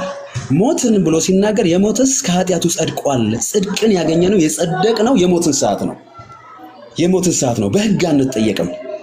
በህይወት ስለሌለን የብሉይ ኪዳንም የትኛውም ሕግ አይጠይቀንም። የምንጠየቀው የእምነት ሕግ አለ። በእምነት ሕግ እንጠየቃለን። ስለዚህ የሞተስ ከኃጢአቱ ጸድቋል። እዛ መስቀል ላይ ሞትን። ከዛ በኋላ ያ የሞተን ማንነት ወስደን አሮጌ ሰው የተባለውን እንቀብረዋለን። ስንቀብረው ምን ለማለት ነው? ስንነሳ በአዲስ ህይወት ለመመላለስ ነው። በአዲስ ህይወት በምድር ላይ ለመመላለስ ነው። አንድ ሰው በመስቀል ላይ ያለውን አምኖ እንኳን ድንገት ቢሞት ወደ እግዚአብሔር መንግስት ይሄዳል። በመስቀል ላይ በቀኙ የነበረው ሰው ልክ ሲያምነው ኢየሱስ ክርስቶስን ጉዳዩ አለቀ። ዛሬ በገነት ከኔ ጋር ነህ አለው። ምክንያቱም መስቀል ላይ ነው ያሉት ሁለቱ። መስቀል ላይ የመጨረሻ ማሳያ መሆኑን ጌታ ኢየሱስ ክርስቶስ ለማሳየት አንድ ሰው ልክ ሲሰቀል ከቀኙም ያለው አብሮት በዛችው መስቀል ሞት ተሻገረ ይለናል። ይሄ እንትን አይደለም። ኦኬ እሺ። እስካሁን የጠየቅኩት ጥያቄ እንዴት ነው የሞትከው የሚለውን ነበር። እንዴት ነው የተሰቀልከው የሚል ጥያቄ ነበር። ተሰቅለናል። እንዴት ነው ጥያቄው? ተሰቅለናል ብቻ አይደል፣ እንዴት ነው የተሰቀልከው ነው ፖይንቱ። ጳውሎስ እዚህ ክፍል ላይ እንዴት እንደሞትን ሲናገር ቀላል እኮ ነው። ሩቅ መሄድ የማይጠበቅብንም ክርስቲያኖች፣ የጌታን ቃል የምትወዱ ሰዎች፣ ለመጽሐፍ ቅዱስ የምትታመኑ ማንኛውም ሰዎች ወደ ላይ 3-4 ምዕራፎችን ከፍ በሉና እንዴት እንደሞትን ብቻ እዩ። ሞተናል። የሞተስ ከኃጢአቱ ጸድቋል አለ ጳውሎስ። እንዴት ነው የሞትነው ነው ጥያቄው እንጂ ሞተናል። ኦፍ ኮርስ ሞተናል፣ ግን እንዴት ነው ጥያቄው። ፖይንቱ ያለችው እንዴት የሚለው ጋር ነው። እስኪ ታላቁ መጽሐፍ ቅዱስ ሲመልስልን እንመልከት። እኔ የምጨምረው የምቀንሰው ምንም ነገር የለም። የመጽሐፉን ቃል እቀበላለሁ። ከራሴ አንዳች ነገር አልጨምር። ምን አለ ጳውሎስ ምን አለ ከዚህ ክፍል ላይ ብለን ስጠይቀው እንደዚህ ብሎ ይመልሳል ሐዋርያው ጳውሎስ። እንግዲህ ምን እንላለን አለ። ጸጋ እንዲበዛ በኃጢአት ጸንተን እንኑርን? ኖ አያስፈልግም። ጸጋ ገና ለገና ጸጋ ያበዛልናል ብለን ኃጢአት መስራት አይጠበቅብን አይደለም ብሎ በ4 ነጥብ ዘጋውና ለኃጢአት የሞትን ይላል። ለኃጢአት የሞትን እኛ ወደፊት እንዴት አድርገን በእርሱ እንኖራለን ካለ በኋላ ስለ መሞታችን ሲናገር ወይስ ከክርስቶስ ኢየሱስ ጋር አንድ እንሆን ዘንድ የተጠመቅን ሁላችን ከሞቱ ጋር አንድ እንሆን ዘንድ እንተጠመቅን አታውቁምን አለ። የተጠመቅነው ከኢየሱስ ክርስቶስ ጋር ከክርስቶስ ሞት ጋር አንድ ለመሆን። ስለዚህ የሞት ነው በጥምቀት ነው። ሞተናል። እንዴት ሞትን ነው? እንዴት ሞትክ ነው? ይሄው በጥምቀት የምትሞተው በጥምቀት ነው። ምክንያቱም እንዲሁ ነው የተናገረው፣ ከሞቱ ጋር አንድ እንሆን ዘንድ ተጠመቅን አለ። ሁላችን ከሞቱ ጋር አንድ እንሆን ዘንድ ተጠመቅን። ከክርስቶስ ሞት ጋር አንድ የምትሆነው ስትጠመቅ፣ የተጠመቅነው ከሞቱ ጋር አንድ ለመሆን ነው አለ። ቀጠላለና አታውቁም ምን ብሎ እንግዲህ ክርስቶስ በአብ ክብር ከሙታን እንደተነሳ እንዲሁ እኛም በአዲስ ሕይወት እንድንመላለስ ከሞቱ ጋር አንድ እንሆን ዘንድ በጥምቀት ከእርሱ ጋር ተቀበርን። በጥምቀት መሞት ብቻ አይደለም፣ በጥምቀትም ደግሞ ከእርሱ ጋር ተቀብረናል። በሚገርም ሁኔታ የሞትነውም የተቀበርነውም እዚህ ክፍል ላይ በጥምቀት ነው። የኔ ጥያቄ የነበረው ለወንድሜ ሶል እጅግ በጣም መወደው ወንድሜ ሶል የኔ ጥያቄ የነበረው ሞትክ የሞተስ ከኃጢአቱ ጸድቋል ይላል። እንዴት ሞትክ? በምንድን ነው የሞትከው ነው ጥያቄዋ። በምን ሞትክ? ጳውሎስ የመጨረሻችን ፖይንት ቆይ ከነሱ ጋር ተቀጥላለህ። ስራ ላይ ስለሆንኩ ነው ለወጣ ስለሆነ ነው። እቺን ፖይንት ብቻ ልናገርና እቺን ፖይንት ተናግሬ ልውረድ። እንግዲህ ልደት ቃል በጣም ለእግዚአብሔር ቃል ታማኝ እንደሆንክ ነበር የማስበው። ጌታ ኢየሱስ ክርስቶስ በመስቀል ላይ ነው የሞተው፣ መቃብር ውስጥ አይደለም የሞተው። ጌታ ኢየሱስ ክርስቶስ የሞተው በመስቀል ላይ ነው። እኛም የሞትነው ያን ጊዜ በመስቀል ላይ ነው። በመቃብር ውስጥ ይሞታል። መቃብር መቀበሪያ ስፍራ ነው ብዬ ነው የተናገርኩትኝ። ጌታ ኢየሱስ ክርስቶስ የሞተው መቃብር ውስጥ አይደለም። እቺን ፖይንት ያዛት። አሁን ትልቅ ልታስተካከላት ይገባ። ለመጽሐፍ ቅዱስ ላልከው ገዢ መጽሐፍ ቅዱስም ታማኝ ለመሆን እንድትችል ቆይ ልጨርስ። ጌታ ኢየሱስ ክርስቶስ በመቃብር ላይ አይደለም የሞተው። ላይ በቀጥታ እጃችንና እግራችን ተቸንክሮ መሰቀል ስለሌለብን ግን ለመዳን ደግሞ ከሞቱ ጋር አንድ መሆን ስላለብን ከኢየሱስ ሞት ጋር አንድ የምንሆነው በጥምቀት ነው ያለው። በቃ ከክርስቶስ ሞት ኤኒዌይስ ቅድም ያልከውን ነገር አሁን እዚህ ጋር ታስተካክለዋለህ። መጀመሪያ ተጠምቆ ሰው አያምንም። ተጠምቆ አያምንም። እንደዛ ሞቱን ማመን አለበት። እኔ ለክርስቲያን ቤተሰቦች ነው ያለው። ቅድም አሁን መጀመሪያ የተናገርከው ነገር አለ። ለክርስቲያን ቤተሰብ ልብ ብለህ አዳምጥ። ቅድም ለይቼ ነው ያስቀመጥኩት። አይለይም። መጽሐፍ ቅዱስ ለክርስቲያን ቤተሰብ ለማያምን ብሎ አልተከፈለም።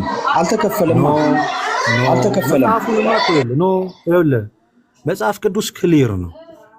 የክርስቶስን ወንጌል ያልሰሙ ሰዎች እመኑ ነው የሚባሉት እንጂ መጀመሪያ ተጠመቁ አይባልም። ሚሊዮን ጊዜ ደጋግሜያለሁ። እኔ የተናገርኩት ለምሳሌ የኔ ልጅ እኔ አማኝ ነኝ። ከኔ የሚወለደው ልጅ ግን ሕፃን ሆኖ እመን አልለውም። ማስጠመቅ ግን እችላለሁ ከክርስቲያን ቤተሰብ የተወለደ ስለሆነ። ከተጠመቀ በኋላ በክርስቲያን ቤተሰቦች እስካደገ ድረስ ያን የተጠመቀውን እምነቱን ኮንፌስ እያደረገ ያድጋል። አስቀድሞ ግን ተጠምቋል። ለምን? የክርስቲያን ቤተሰብ ስለሆነ። እኔ ይህንን ያልኩት እንጂ ሌላ ምንም የተናገርኩት ነገር የለም። ይሄ ደግሞ መጽሐፍ ቅዱስ ላይ በቆርኔሌዎስ እምነት ቤተሰቡ፣ በሊዲያ እምነት ቤተሰቧ ያመነው መጀመሪያ አስቀድሞ እግዚአብሔርን ፈልጎ ያገኘው አብርሃም በዛ እድሜው በሸመገለ ሰዓት ቢገረዝም ልጁ ይስሐቅ ግን የግድ በእግዚአብሔር አምኖ በልጅነቱ መስክሮ እንዲገረዝ አልተደረገም። የሆነው ነገር በሰባት ቀኑ ምንም በማይለይበት ሰዓት ላይ ተገረዘ። ሴም ቲንግ ከክርስቲያን ቤተሰብ ከሆንክ አስቀድመ ብትጠመቅ ምንም ከመጽሐፍ ቅዱስ ጋር የሚጋጭ ሀሳብ የለውም። ነገር ግን የማያምኑ ሰዎች ቢሆኑ ግን የማያውቁ የክርስቲያን ቤተሰቦች ያሉን አሕዛብን ግን ሄደ መጀመሪያ ተጠመቁ ማለት አትችልም። ይህ ልክ መር ለዛ ነው ጴጥሮስ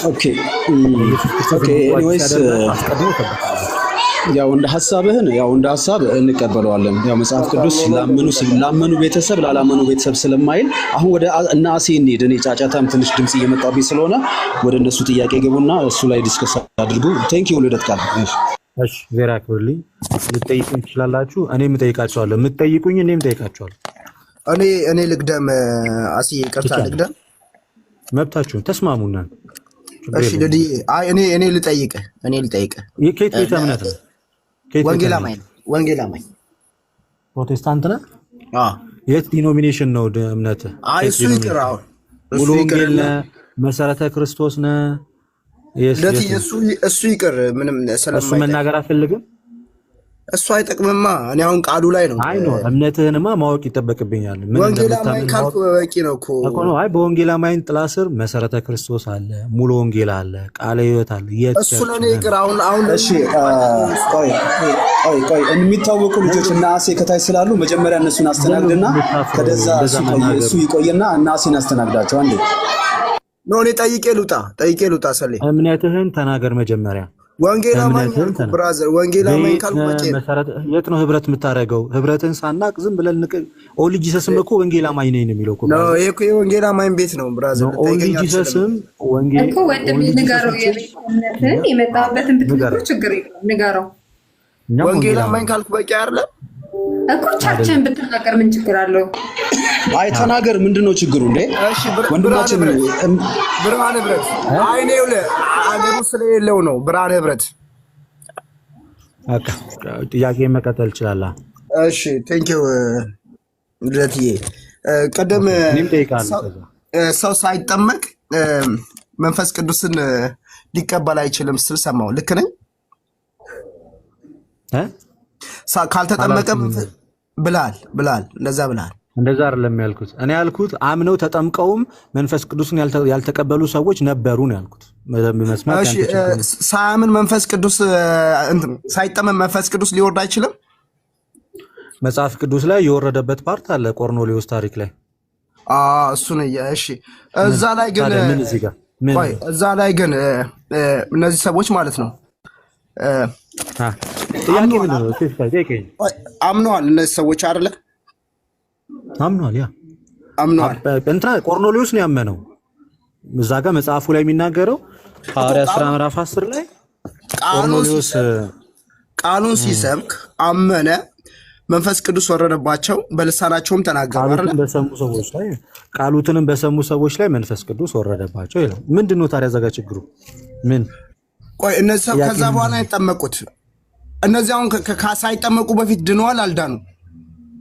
እቺን ለመጠየቅ ሳይጠመቁ በፊት ድነዋል አልዳኑ? የግስ ሲጠመቁ ዳኑት? እዛ ክፍል ላይ መንፈስ ቅዱስ በወረደ ሰዓት ላይ ድነዋል የሚል ክፍል አይታል እንዴ? ያልዳነ ሰው መንፈስ ቅዱስ ወይ ደግሞ በልሳን ሊናገር ይችላል? ሰው ለመዳን አስቀድሞ መንፈስ ቅዱስን ነው መቀበል ያለበት፣ ማመን ያለበት። ማመን አመነ እኮ አልኩህ እኮ። ሰው የሚድነው መቼ ነው? ሰው የሚድነው መቼ ነው? ሲያምን ነው አይደል? ሲያምን ይድናል። መጽሐፍ ቅዱስ ላይ ከዚህ ካላነበብክ የሰው ልጆች አምነውም ተጠምቀውም መንፈስ ቅዱስን ያልተቀበሉ ሰዎች አሉ። እነዛ ሰዎች ስላመኑ ድነዋል ማለት ነው። ልደትዬ እዚህ ላይ ቆሜ ነው ሞራ እዚሁ ላይ ልነግርህ። እነዚህ ሰዎች ቆርኔሌዎስ አመነ። እዛ ክፍል ላይ አንድ ለሌላም ጊዜ ሌላም ሰዎች እንዲያውቁት ፈልገው ነገር ቆርኔሌዎስ አይሁዳዊ አይደለም፣ አሕዛብ ነው አይደለ? አሕዛብ ነው። እግዚአብሔር መንፈስ ቅዱስ እዛ ጋር ያደረገው ነገር ከዚህ በፊት ካደረገው የተለየ ነገር ነው። እንዴት? ቃሉንም በሰሙት ላይ መንፈስ ቅዱስ ወረደባቸው ይላል። ቃሉን በሰሙት ላይ መንፈስ ቅዱስ። አሁን ጥያቄ እሱ ማተቆርኛል እኮ እሱ ጻፈ። ልደት ቆይ ስለሆነ ነገር ሽፍታ አታርግብኛ። እነዛ ጠቅላላ ሳደርግልህ ነው ሳይጠመቁ ፊት ድነዋል አልዳኑም ወይ? አልዳኑም ወይ ድነዋል በለኝ። ጥምቀቱን ነው ያዳናቸው ወይ? እየነገርኩ ነው እኮ አልዳኑም። አታብራልኝ። ስለማውቀው አታብራ ኖ ካላብራራውማ እንዴት ነው መልሰው? አንተ እንደምትፈልገው አንተ ጭንቅላት እኮ መቼ ነው የዳኑት? መቼ ነው የዳኑት እነዚህ ሰዎች? በጣም ጥሩ ጥያቄ። አሁን ይሄ ጥሩ ጥያቄ። መቼ ነው እነዚህ ሰዎች የዳኑት? እንደ እግዚአብሔር ቃል አምነው መንፈስ ቅዱስን ተቀበለው የተጠመቁ ሰዓት ላይ ነው የዳኑት። ስለማይነጣጠሉ ሶስቱ ነገር እንዴት ይላል አይልማ። እንደዛ ይኸው ቃሉና አንብበው። እንደዛ አይልም። መንፈስ ቅዱስን የተቀበሉ ሰዓት ላይ ድነዋል የሚለውን አሳየኝ። እሺ አንተ መንፈስ ቅዱስ መዳናቸውንማ በልሳን ተናገሩ እኮ። መንፈስ ቅዱስ በልሳን መናገር የመዳን ምልክት ነው የሚል አንድ ጥቅስ አሳየኝ። እሺ የተጠመቁ ሰዓት ዳነ የሚል ደግሞ አሳየኛ። እሺ እንደዛ ከሆነማ ባልተጻፈ ነገር ላይ ለምን ነው?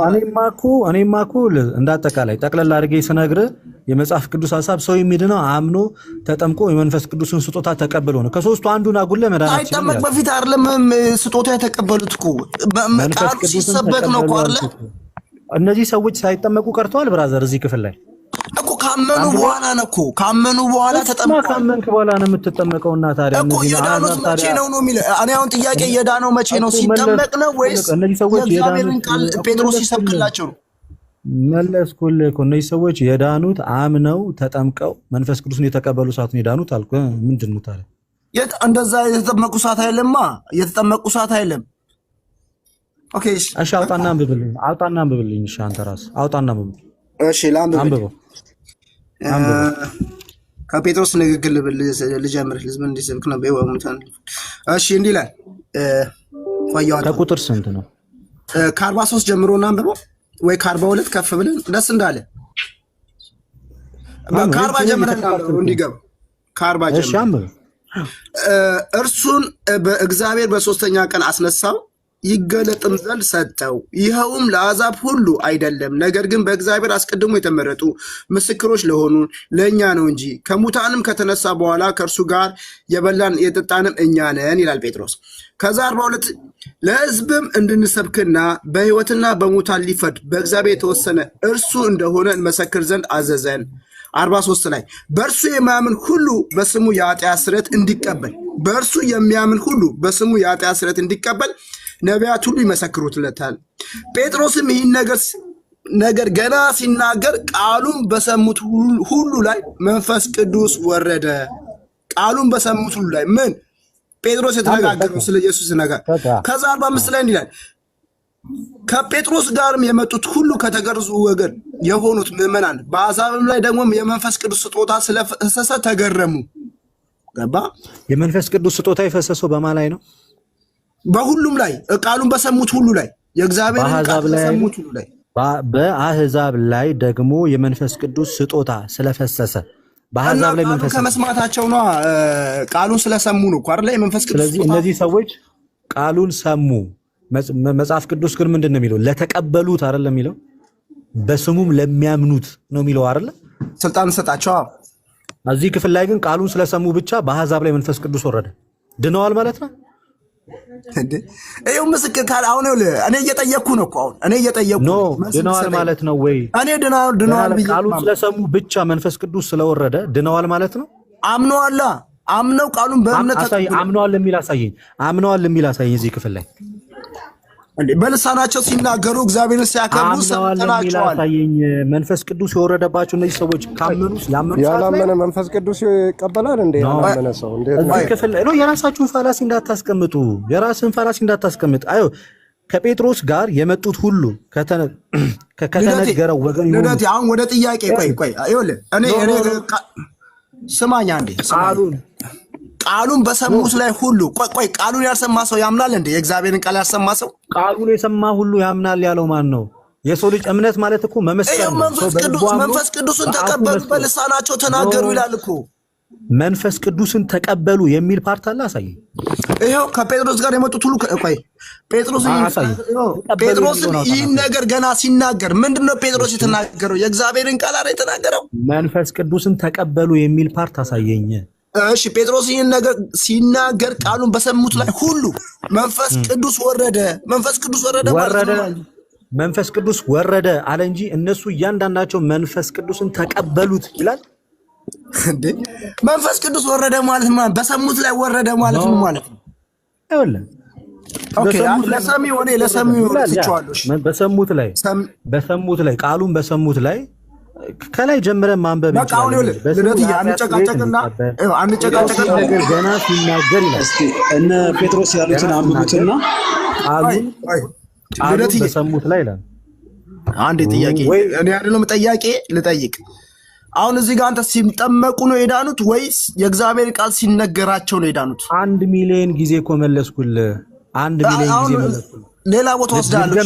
ይሄን ብቻ መልስልኝ። ልድገምልህ። በጣም ጥሩ። አምነው ሚድኑት አምነው ተጠምቀው መንፈስ ቅዱስን ተቀብለው ነው ሚሊዮን ጊዜ የነገርኩ።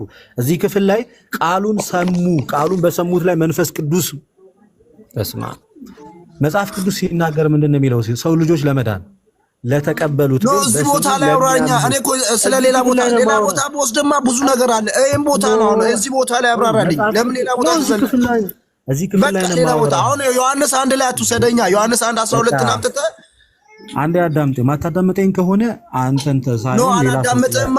ሌላ ቦታ አትዝለል። እዚህ ቦታ ላይ ብቻ ጋር ነው ያለሁት። ወይ በኢየሱስ ክርስቶስ ለተቀበሉት የት ነው ያለው? ዮሐንስ 1 ላይ 12 ላይ አይደለም? አዳምጠኝ። ሐሳቤን ለምን እንደዛ እያልኩ እንደሆነ አንዴ አዳምጠኝ። እዚህ ክፍል ላይ ምን እያለ እንደሆነ ይሄ ክፍል ላይ እየተናገረ ያለው እንደዚህ ይላል። ጴጥሮስ ይህን ነገር ገና ሲናገር ይላል። አሁን ገና ጴጥሮስ እየተናገረ ነው። ይህን ነገር ገና ሲናገር ቃሉን በሰሙት ሁሉ ላይ መንፈስ ቅዱስ ወረደ። ከጴጥሮስ ጋር የሚመጡት ሁሉ ከተነገሩት ወገን የሆኑት ምዕመናን በአሕዛብ ከጴጥሮስ ጋር የመጡት ነው። ምዕመናን የሚላቸው እነዚህ አስቀድሞ ያመኑትን ምዕመናን ከማን ከጴጥሮስ ጋር ምእመናን በአህዛብ ላይ ይታያችሁ። መንፈስ ቅዱስ የወረደው በአህዛብ ላይ እስቲል አህዛብ ብሎ ነው የጠራቸው ያለው። በአህዛብ ላይ ደግሞ ይላል የመንፈስ ቅዱስ ስጦታ ስለፈሰሰ ተገረሙ፣ በልሳኖቹም ሲናገሩ እግዚአብሔርን ሲያከብሩ ሰምተዋቸዋል። በዚያን ጊዜ ጴጥሮስ መልሶ እነዚህ ይላል እኛ ደግሞ መንፈስ ቅዱስን የተቀበሉት እንዳይጠመቁ ውሃን ይከለክላቸው ዘንድ የሚችል ማን ነው አለ። በኢየሱስ ስምም ይጠመቁ ዘንድ አዘዛቸው። ከዚህም በኋላ ከጥቂት ቀን እንዲቀመጥ ለመኑት ይላል። ስለዚህ እነዚህ ሰዎች ገና ከጀምሩ መንፈስ ቅዱስ ለምንድን ነው የወረደው? ገና ከጀምሩ መንፈስ ቅዱስ እነዚህ ሰዎች ላይ ለምንድን ነው የወረደው? መጽሐፍ ሲናገር ምንድን ነው የሚለው? ከዚህ ወገን ያልሆኑ ሌላ በጎች አሉኝ ይላል መጽሐፍ። ከዚህ በረት ያልሆኑ ሌላ በጎች አሉኝ ይላል። እነዛ በጎች ብሎ ነው የሚጠራቸው፣ ግን ከዚህ በረት ያልሆኑ እነዛን አህዛቦች ናቸው። እነዛን አህዛቦች መንፈስ ቅዱስ በታላቅ ምልክት ወደዚህ ያመጣቸው። እኚህ ሰዎች አመኑ ተብሎ አይደለም የተነገረላቸው፣ ቃሉን ሰሙ። ገና ቃሉ ሲነገር ቃሉን እነሱ አይደለም የተናገሩት። እነሱ ቢናገሩት መንፈስ ቅዱስ አይወርድም ነበር። እነሱ ለመናገር ቀድሞ መስማት አለባት። መንፈስ ቅዱስን የተቀበለው ጴጥሮስ ከሐዋርያት ጋር መንፈስ ቅዱስን የተቀበለው ጴጥሮስ ቃሉ መናገር ሲጀምር መንፈስ ቅዱስ ወረደ። የመንፈስ ቅዱስ መውረድ በዋነኝነት ትልቁን ስራ እነዚህ ሰዎች የእግዚአብሔርን ድንቅ ስራ አይተው በእግዚአብሔር ድንቅ ስራ መስክረው አምነው ተጠምቀው እንዲድኑ ነው እንጂ የመንፈስ ቅዱስ መውረድ እነሱን ገና ሳያምኑ ሳይጠመቁ ሊያድናቸው አይደለም። መንፈስ ቅዱስ የወረደው እነዛ ሰዎች በልጁ በኢየሱስ ክርስቶስም አምነው ተጠምቀው እንዲድኑ ነው። ቃሉን ሰሙ አለ እንጂ አመኑ የሚል ፓርት የለም። ልባቸው ተነካ የሚል ፓርት የለም። ከዛ በኋላ ግን ምንድነው? እነዚህ ሰዎች መንፈስ ቅዱስ ወረደ። የመንፈስ ቅዱስ መውረድ ለነዛ ሰዎች ማመንም ምክንያት ነው። ከዛም ጴጥሮስ እንዳይጠመቁ ማን ይከለክላቸዋል? ማንም አይከለክላቸው። ለምን? የሚደረገውን ድንቅ ተአምር አይተዋል። የጴጥሮስን ቃሉን ሰምተዋል። እነዚህን ሁሉ ነገር ስለተደረገላቸው ምን ሆኑ? እነዚህ ሰዎች በቀጥታ የሄዱት ነገር ወደ ጥምቀት ነው። ወደ ጥምቀት ሄዱ፣ ተጠመቁ። ስለዚህ የኚህ ሰዎች ኮምፕሊት ሳሊቬሽናቸው ያለው መንፈስ ቅዱስ እነሱ ላይ በወረደ ቅስፈት አይደለም፣ ወይም ደግሞ ለብቻውም ተጠምቀውም አይደለም።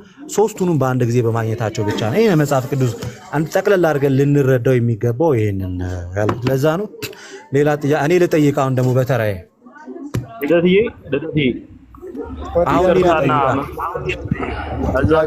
አልመለስክልኝም። ልደትዬ ባይዘው አልመለስክልኝም። አዳኑም እያልከኝ ነው።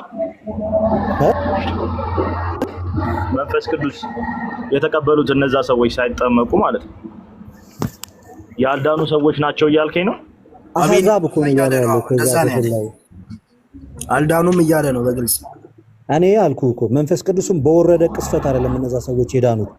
መንፈስ ቅዱስ በወረደ እና ጴጥሮስ እንዳይጠመቁ የሚከለክላቸው ማን ነው ባለ ሰዓት ላይ ነው የዳኑት ነው ተጠምቀው። ፔሬድ አይደለም ራሱ ያለበት ምክንያት አንደኛ እዚህ ማርቆስ 16 ላይ ራሱ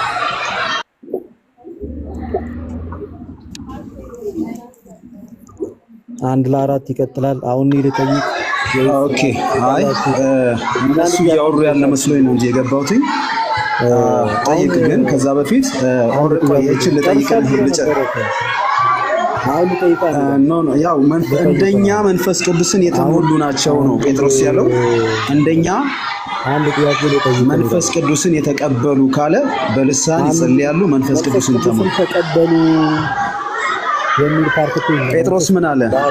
እስቲ ጴጥሮስ የተናገረውን ስለ መንፈስ ቅዱስ ሙላት ጥያቄ አለኝ። ጠይቁሽ። አንድ ጥያቄ ብቻ። ኦኬ ሰላም ነው ልደት፣ እንዴት ነህ? አሁን የኔ ተራ ነው ጋይስ። አሁን ጀምሩ። ተጠየቅ፣ በእናትህ ተጠየቅ። ችግር የለውም። ችግር የለም። እጠይቃለሁ። የመጠየቅ ችግር የለብኝም፣ ግን መጠየቅም ደግሞ አለብኝ። ትጠይቃለህ። ችግር የለውም።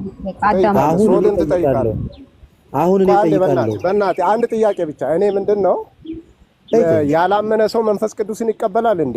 ያላመነ ሰው ላይ መንፈስ ቅዱስ ሊወርድ ይችላል? ነገርኩ እኮ እዚህ ለምን እንደወረደ እኮ ነገርኩ። ቅድም ሳብራራ አለ እንደዛ ንድገምልህ። እሺ ሰዎች ይሄኛውን ነገር እንዴት መረዳት አለባቸው መሰለህ? መጽሐፍ ቅዱስ ላይ የትኛውም ክፍል ላይ እንደዚህ አይነት ክስተት አልተከሰተም። አሁን ይሄ ቆርኔሌዎስ ቤተሰብ ላይ የተከሰተው ክስተት ሌላ ቦታ ላይ አልተከሰተም። ሰዎቹ ያምናሉ። በምን እናውቃለን እንዳልተከሰተ? ማስረጃ የለማ ካለማ አሳየኝ። አለ የምትል ከሆነ አሳየኝ። ይሄ እኮ እግዚአብሔር የሚሰጠው እኮ ነው። አጠቃላይ ነገር ድነት ላይ ሰው ሲያምን መንፈስ ቅዱስን ይቀበላል አይደለ? እንደዚህ ይሆናል። እነዚህ ሰዎች ሳያምኑ ነው መንፈስ ቅዱስን የተቀበሉት አለ ወይ? ከቆርኔሌዎስ ቤተሰብ ውጪ ይሄ በቆርኔሌዎስ ቤተሰብ ላይ የሆነው ሌላ አለ ወይ? ሌላ ሊኖርም ላይኖርም ይችላል። ግን ሳይፈልጉ ነው መንፈስ ቅዱስ የወረደባቸው ያለው አንድ ታሪክ ሐዋርያት ሥራ 8:18 ካለበት ቦታ ጴጥሮስን በቃ ወደ ጥያቄው ይግባ። በቃ ያው መንፈስ ቅዱስን የተቀበሉት እኛ ሁላችሁም የራሳችሁን መረጃ ውሰዱና ወደ ጥያቄ ይግባ። ኦልሬዲ አንድ ሰው ጴጥሮስ ተናግሯል፣ እንደኛ መንፈስ ቅዱስን የተቀበሉ ብሎ ሲናገር ያው መንፈስ ቅዱስ ታትማችኋል፣ ለመዳን የሚሆነው መንፈስ ቅዱስ ታትማችሁ ብሎ ሁላችሁም ያው በራሳችሁ ያላችሁ መረጃ ውሰዱ። መንፈስ ቅዱስ ራሱ የድነት ስራ ነው። በድነት ስራ ውስጥ ነው መንፈስ ቅዱስ የሚሰራው። የመዳንንም ስራ ነው የሚያረጋግጠው። አሁን ወደ ጥያቄ እንግባ። እስካሁን እናንተ ናችሁ ታወሩ የነበራችሁትና የመንፈስ ቅዱስ መውረድ በነገራችን ላይ ጥምቀትን እንዳይጠመቁ ወይንም በጥምቀት እንዳይድኑ የሚከለክል ሐሳብ እንደሌለው በቀጥታ ልታውቁት ይገባል። በጣም የሚያስገርመው ነገር መንፈስ ቅዱስ አስቀድሞ እነሱ ላይ ስለወረደ ነው ጥምቀት አያድንም የሚል ፋላሲ መስራት ማለት ይሄ ሌላ ታሪክ ነው። እንደዛም እንድትልም አይፈቅድልህም መጽሐፉ። እስኪ ይሄ ደግሞ ምንድን ነው? ምላስን ይበላል እንዴ? አንተ ትልልቅ ሰዎች ናቸው። መልስልኝ ወንድሜ። ያላለውን አትበላ። እሺ ያለው እሺ ሚውት አድርግ አንተ። እሺ በቃ ታችሁን በቃ በጌታ በቃ ሚውት አድርገው ታችሁን መልስልኝ። እንደዚህ አይነቱ ምንድነው የሚባለው መሰለህ? ዝልች፣ ዚፖ፣ ናዳ፣ ናቲንግ፣ ኤምቲ፣ ቮይድ፣ ቫኪዩም ነው የሚባለው። ልሳን ወይስ ጣሊያንኛ ስድብ ነው? እሱ ነገር ንገረኝ። የሚተረጎም ልሳን ወይስ ጣሊያንኛ ስድብ ነው? በሚልኮል ፊት ዳዊት እየዘለለና እየተጫወተ ነው። አሁን የነገርከኝ አይደለም። እሺ አይ ትርጉሙ ማወቅ ስለፈልግ ነው። የሚተረጎም ልሳን ስለፈልግ ነው። አሁን የነገርከኝ ልሳን ወይስ ጣሊያንኛ ስድብ ነው? ንገረኝ። ኤምቲ ማወቅ ስለፈልግ ነው። ዝልች፣ ዚፖ፣ ናዳ፣ ኖንቼ፣ ኤምቲ።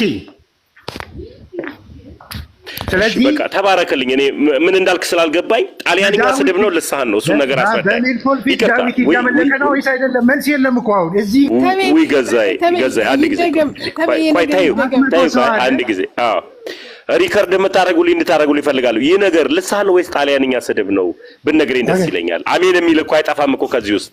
ወደ ቀጥል ሂድ በል እስኪ ምንድን ነው ያልከኝ? መልስ አሜን የሚል አይጠፋም። ያሁኑ ምንድን ነው? በቃ አሁን ዝም በላ። መልስ የለም። መልስ የለም ማለት ነው።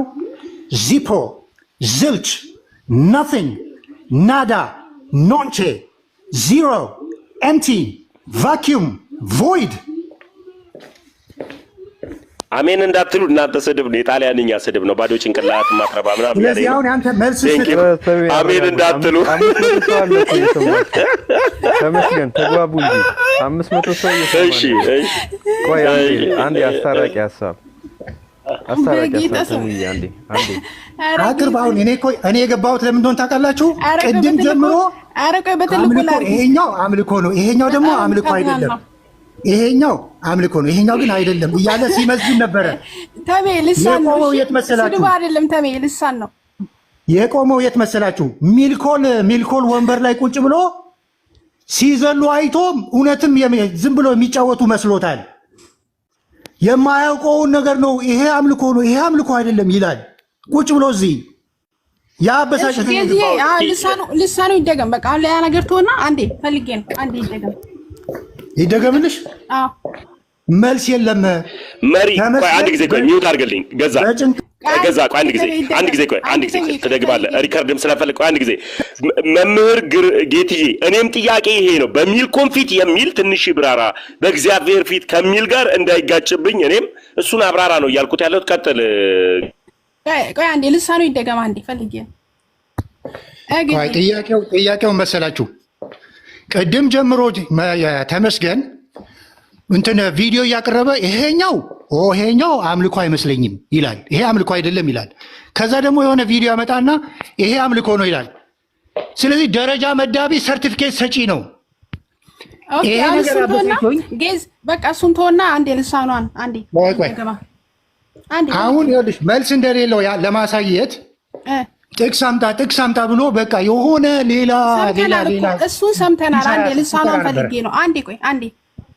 አሁን የኔ ጥያቄ መልስ እንዲሰጠኝ ፈልጋለሁ። እዚህ 400 ሰው አለ። ሚልኮል መስኮት ላይ ቁጭ ብላ እያየች ነው። ዳዊት ደግሞ እየዘለለና እየተጫወተ ነው። ሚልኮል ስታየው ዳዊት እውነተኛ አምልኮ እየሰጠ ነው ወይስ አይደለም? መልስ ብቻ። ማን ነው? በጣም ጥሩ ይኸው ልመልስልህ። ለማን ነው ሚልኮን የምታየው? ለማን ነው? መጀመሪያ መልስ ሰተህ ነው መልስ የሚሰጥህ። አልገባኝም ጥያቄ። በሚልኮን ፊት ለምን ሊያደርግ ይቻላል? ቆይ አንዴ ልሳኑ አትደገም። አንዴ ፈልጌ ነው እየቀዳ ስለሆነ ነው። ኦኬ ጎ ሄድ ጌዚዬ። ኖ ይኸውልሽ መጀመሪያ ይሄ ጥያቄ መልስ ይሰጠኝ። ሚልኮል መስኮት ላይ ቁጭ ብላ ያየች። እኛን ግን ቀለዳችሁብን። አንድ ጥያቄ ያለ ምንድን ነው አሁን ሚስተር ቢ መልስ ስለሌለው የሱ መልስ ስለሌለው ሳይሆን እሱ አልተረዳህም። አንተ ዝም ብለህ 50 ጊዜ ሚልኮል ፊት ትላለህ።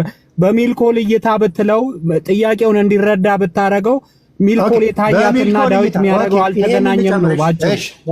ጥሩ። በሚልኮል እይታ ዳዊት እየዘፈነና እየተጫወተ ራቁቱን እየዘለለ በቆነጃጀት ፊት እውነተኛ አምልኮ እያቀረበ ነው ወይስ አይደለም? ሚልኮን እንድታየው ነው እውነተኛ አምልኮ ያቀረበው ወይስ ለእግዚአብሔር እውነተኛ አምልኮ ያቀረበው? መልስ የለም። አሁንም እውነተኛ አምልኮ እያቀረበ ነው ወይ አልከኝ። አሁን መልስልኝ። ዚፖ ኤምቲ መልስ ስጥ። በሚልኮል እያየች በዚህ ጉዳይ ላይ ቁጭ ብላ ሁሉም እየተጫወቱ ነው፣ እያመለኩ ነው የእስራኤልን አምላክ። ታቦቱ በጣም ደስ ብሏቸዋል። ዳዊት ነፍስ አልቀረለትም፣ እየዘፈነና እየዘመረ ነው። ያለበትን አያውቅም። ሚልኮል በምታይበት ጊዜ ዳዊት እየቀባጠረና ዝም ብሎ የሆነ ነገር እየሰራ ነው ወይስ? ናግባ ልደት ልመልስለትና ወደ ውይይት እንሄዳለን። ግባ። በጣም ጥሩ። አሁን ወደ መልሴ ልሂድ። ተባረክ። እስካሁን ድረስ ለሰደብከኝ ምናምን ልደት ኢንቫይት አድርጌያለሁ። ግባ። ወደ መልሴ ልግባ። እስካሁን ድረስ ላልከው ነገር ጥሩ ጥያቄ ነው የጠየቀው። በሚልኮን እይታ ፊት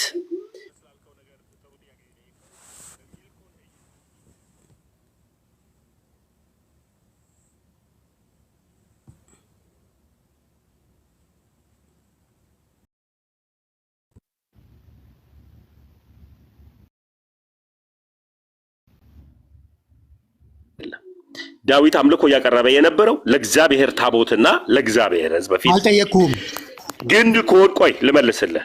አንድ ጊዜ ልመልስ፣ እድል ሰጠኝ። ሚልኮል በእስራኤል ቆነጃጅቶች ፊት እባክህ ልመልስ። ከዚህ በእስራኤል ቆነጃጅቶች ፊት ራቁትህን መታየቱ ተገቢ ነው ወይ ብላ እናቀችው። ነገር ግን ዳዊት እርቃኑን ሆኖ ሲያመልክ የነበረው ለእግዚአብሔር ነው። በሚልኮል እይታ ፊት ዳዊት እያመለከ አይደለም።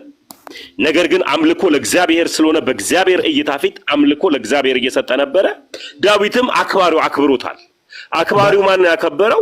ንጉሱ እግዚአብሔር አምላክ አባቱ እሱ ዳዊትን አክብሮታል ነው። አመሰግናለሁ። መለስኩልህ። በጣም ጥሩ። በመጨረሻ ተጎትተህ አወቅ። ኦኬ። አሁን አንተም ልክ በሚልኮል ወንበር ላይ ተቀምጠ ነው ቅድም ጀምሮ አምልኮ የትኛው እንደሆነ አምልኮ የትኛው እንዳልሆነ አሁን ልደት ግባና ትወያያላችሁ ከሌሎቹ ጋር እኔ ስለምወጣ መልስ መልሼልሃለሁ አይደል? ሁለተኛ የማታውቀውን ስትዘላብድ ገብቼ አስተካክላለሁ። አንድ ጊዜ ሁለተኛ ስትገባ የሆነ ጥያቄ ጠይቀኝ ስትዘላብድና ስትቀልድ እና ሚስተር ቢ ደግሞ እናውራ ትንሽ። ኦኬ አንዴ ዴብዬ ታይሚ አይ ቲንክ ልደት ስራ ገብተዋል። በቃ እናንተ ምን ተናርጉና እኔ መውጣት አለብኝ። አርሻለሁ። ሴና አመሰግናለሁ። ዛሬው ዕለት ያየነው ምንድነው? ስለ አምልኮ የማያውቅ ሰው የአምልኮ ሰርቲፊኬት ሲሰጥ ነበረ። በጣም ይገርመኛል። እሺ እኔ መጠቅለያ ልስጥና በእኔ መጀመሪያ ባወራሁት ሀሳብ ላይ ሚስተር ቢ ጥያቄህን እንደገና ትጥለኛለህ፣ ጠይቀኛለህ ማለት ነው። ስለ አምልኮ ያወራ ነው ክፍል ላይ አሁን በመጨረሻ የተነሳው መዝሙረ ዳዊት ይቅርታ ሁለተኛ ሳሙኤል 6:20 ላይ ያለው የዳዊት በታቦቱ ፊት ማምለኩ ነውና እዚህ ጋር ሁለት ነገር ማየት እንችላለን። የመጀመሪያው ዳዊት ወደ ታቦቱና ወደ እግዚአብሔር ፊት ነው መስዋዕት ወይም አምልኮ ያቀረበው። ይሄ ምን ያሳየናል? አምልኮ ወደ እግዚአብሔር ነው የሚቀርበው ነው። በሁለተኛነት እዚህ ቦታ ላይ የምናየው አንድ ሚስጥር ምንድን ነው? የአምልኮ ተቀባዩም እግዚአብሔር መሆኑን ነው። ልክ ዳዊት በታቦቱ ፊት ሲያመልክ አምልኮውን ከሰዎች ወይም ከእንደ ሚልኮል አይነት ተቀምጠው ከሚገመግሙ ሰዎች በተለየ ወይም ለሱ እንደሆነ እግዚአብሔር ያረጋገጠበት ምንድነው? ሰዎች ሲያዩት ዳዊት እየተጫወተ ነው፣ እየዘለለ ነው፣ እየጨፈረ ነው። ነገር ግን እግዚአብሔር ግን ያንን አምልኮ ተቀብሎታል። ስለዚህ አምልኮ ወደ እግዚአብሔር ነው የሚደረገው፣ ወደ እግዚአብሔር ነው፣ ተቀባዩም እግዚአብሔር ነው። በሰዎች ፊት የምናደርገው ወይም ሰዎች እንዲቀበሉን የምናሳየው ምንም አይነት የአምልኮ መልክ የለም። የአምልኮ መልክ አላቸው፣ ኃይሉን ግን ክደዋል ይላል መጽሐፍ ቅዱስ በአዲስ ኪዳን ላይ። የአምልኮ መልክ አለ። ለምሳሌ ሰዎች ያመልኩ ሊመስለን ይችላል የተለያየ አይነት ሰውን የሚማርክ እንቅስቃሴ ሲያሳዩ፣ እሱ ግን መልክ ነው ይለዋል መጽሐፍ ቅዱስ። የአምልኮ መልክ አላቸው፣ ኃይሉን ግን ክደዋል ነው የሚለው። ስለዚህ አምልኮ ተቀባዩ እግዚአብሔር ነው፣ የሚደረገውም ወደ እግዚአብሔር ነው። ስለዚህ እኔ ተመችቶኛል አልተመቸኝም ማለት የሚችለውም እግዚአብሔር ብቻ ነው። አንዳንድ ሰዎች ግን እንደ ሚልኮል ይሄ ምንድነው እየሆነ ያለው? ራቁቱን እንዴት ይጨፍራል? ምን አይነት ብለው ሊንቁን ይችላሉ። ለምንድነው ይናቁን? አምልኮ ወደ እነሱ ጋር አይደለም የሚደረገው፣ ወደ ሰማይ ነው የሚሄደው ነው። ስለዚህ ይሄን በዚህ ሐሳብ ጠቅላላ አድርገን እንዝጋውና ሚስተር ቢ አንተ ያልከኝ ሚስተር ቢ መልስ አለ። ቆይ አሁን የሰራው መንገድ ላይ እየሄድኩኝ ነው፣ እየነዳሁ ስለሆነ ነው። ሚስተር ቢ አሁን ያወራውን ቃል ላይ እሱ ላይ እንድትወያዩ ፈልጋለሁ። ራቁታችንን ብንሄድ በአሁኑ በዚህ ዘመን ላይ ራስን የመግዛት መንፈስ ቅዱስ እያለን ራቁታችንን ለእግዚአብሔር ማምለክ እንችላለን? የንጉሥ ዳዊት እሱ መልስልኝ እስኪ። እሺ ጥሩ ጥያቄ ነው። በመሰረቱ ዳዊት ራቁቱን አመለከ ብለን እኛ ራቁታችንን ማምለክ የለብንም። ራቁቱንም ማመለከ የሚለው ክፍል እሱ ክፍል ላይ የበፍታ ኤፉድ ለብሶ ነው የሚለው። የበፍታ ኤፉድ ልብሰ ተክህኖ ነው፣ ካህናቶች ይለብሱት የነበረው ልብስ ነው። ሳሙኤልም እሱን ልብስ ይለብሰው ነበረ። ራቁቱን የተባለው የበፍታ ኤፉድ ለብሶ ነው፣ የነገስታት ልብሱን ሳይሆን የክህነት ልብሱን ለብሶ ስላለ ነው እንጂ ራቁቱን የሚለው አዲስ መደበኛው ሲያብራራው እኛ እንደምናስበው እርቃን አይደለም ወይም ባዶ ገላውን ለማለት አይደለም። የለበሰው የነገስታት የሚለብሱትን ልብስ ሳይሆን ልብሰ ተክህኖ ነው፣ ኤፉድ ይሉታል። ያ ማለት የካህናት ልብስ ማለት ነው፣ እነ ሳሙኤል የሚለብሱት። ስለዚህ እኛ ዳዊት ራቁቱን ሆኖ በእግዚአብሔር ፊት ተዘለለ ብለን እኔም ዛሬ ቸርች ውስጥ ራቁቴን እንዝለል የሚል ሜሴጅ አይደለም። ነገር ግን ከዚህ ክፍል ምንድነው የምንረዳው? እግዚአብሔርን ስናመልክ መስመር ወይም የሆነ ነገር አናወጣለትም። ምን ሊያረገን እንደሚችል አናውቅም። መንፈስ ቅዱስ ሲመጣ ምን ሊያረገህ እንደሚችል አታውቅም። ልትዘል ትችላለህ። የሰላምታዋን ድምጽ በሰማ ጊዜ ጽንሱ በማህፀኔ ዘለላለች አይደል? ኤልሳቤጥ የማርያምን ሰላምታ ጽንሱ በማህፀኔ ዘለለ።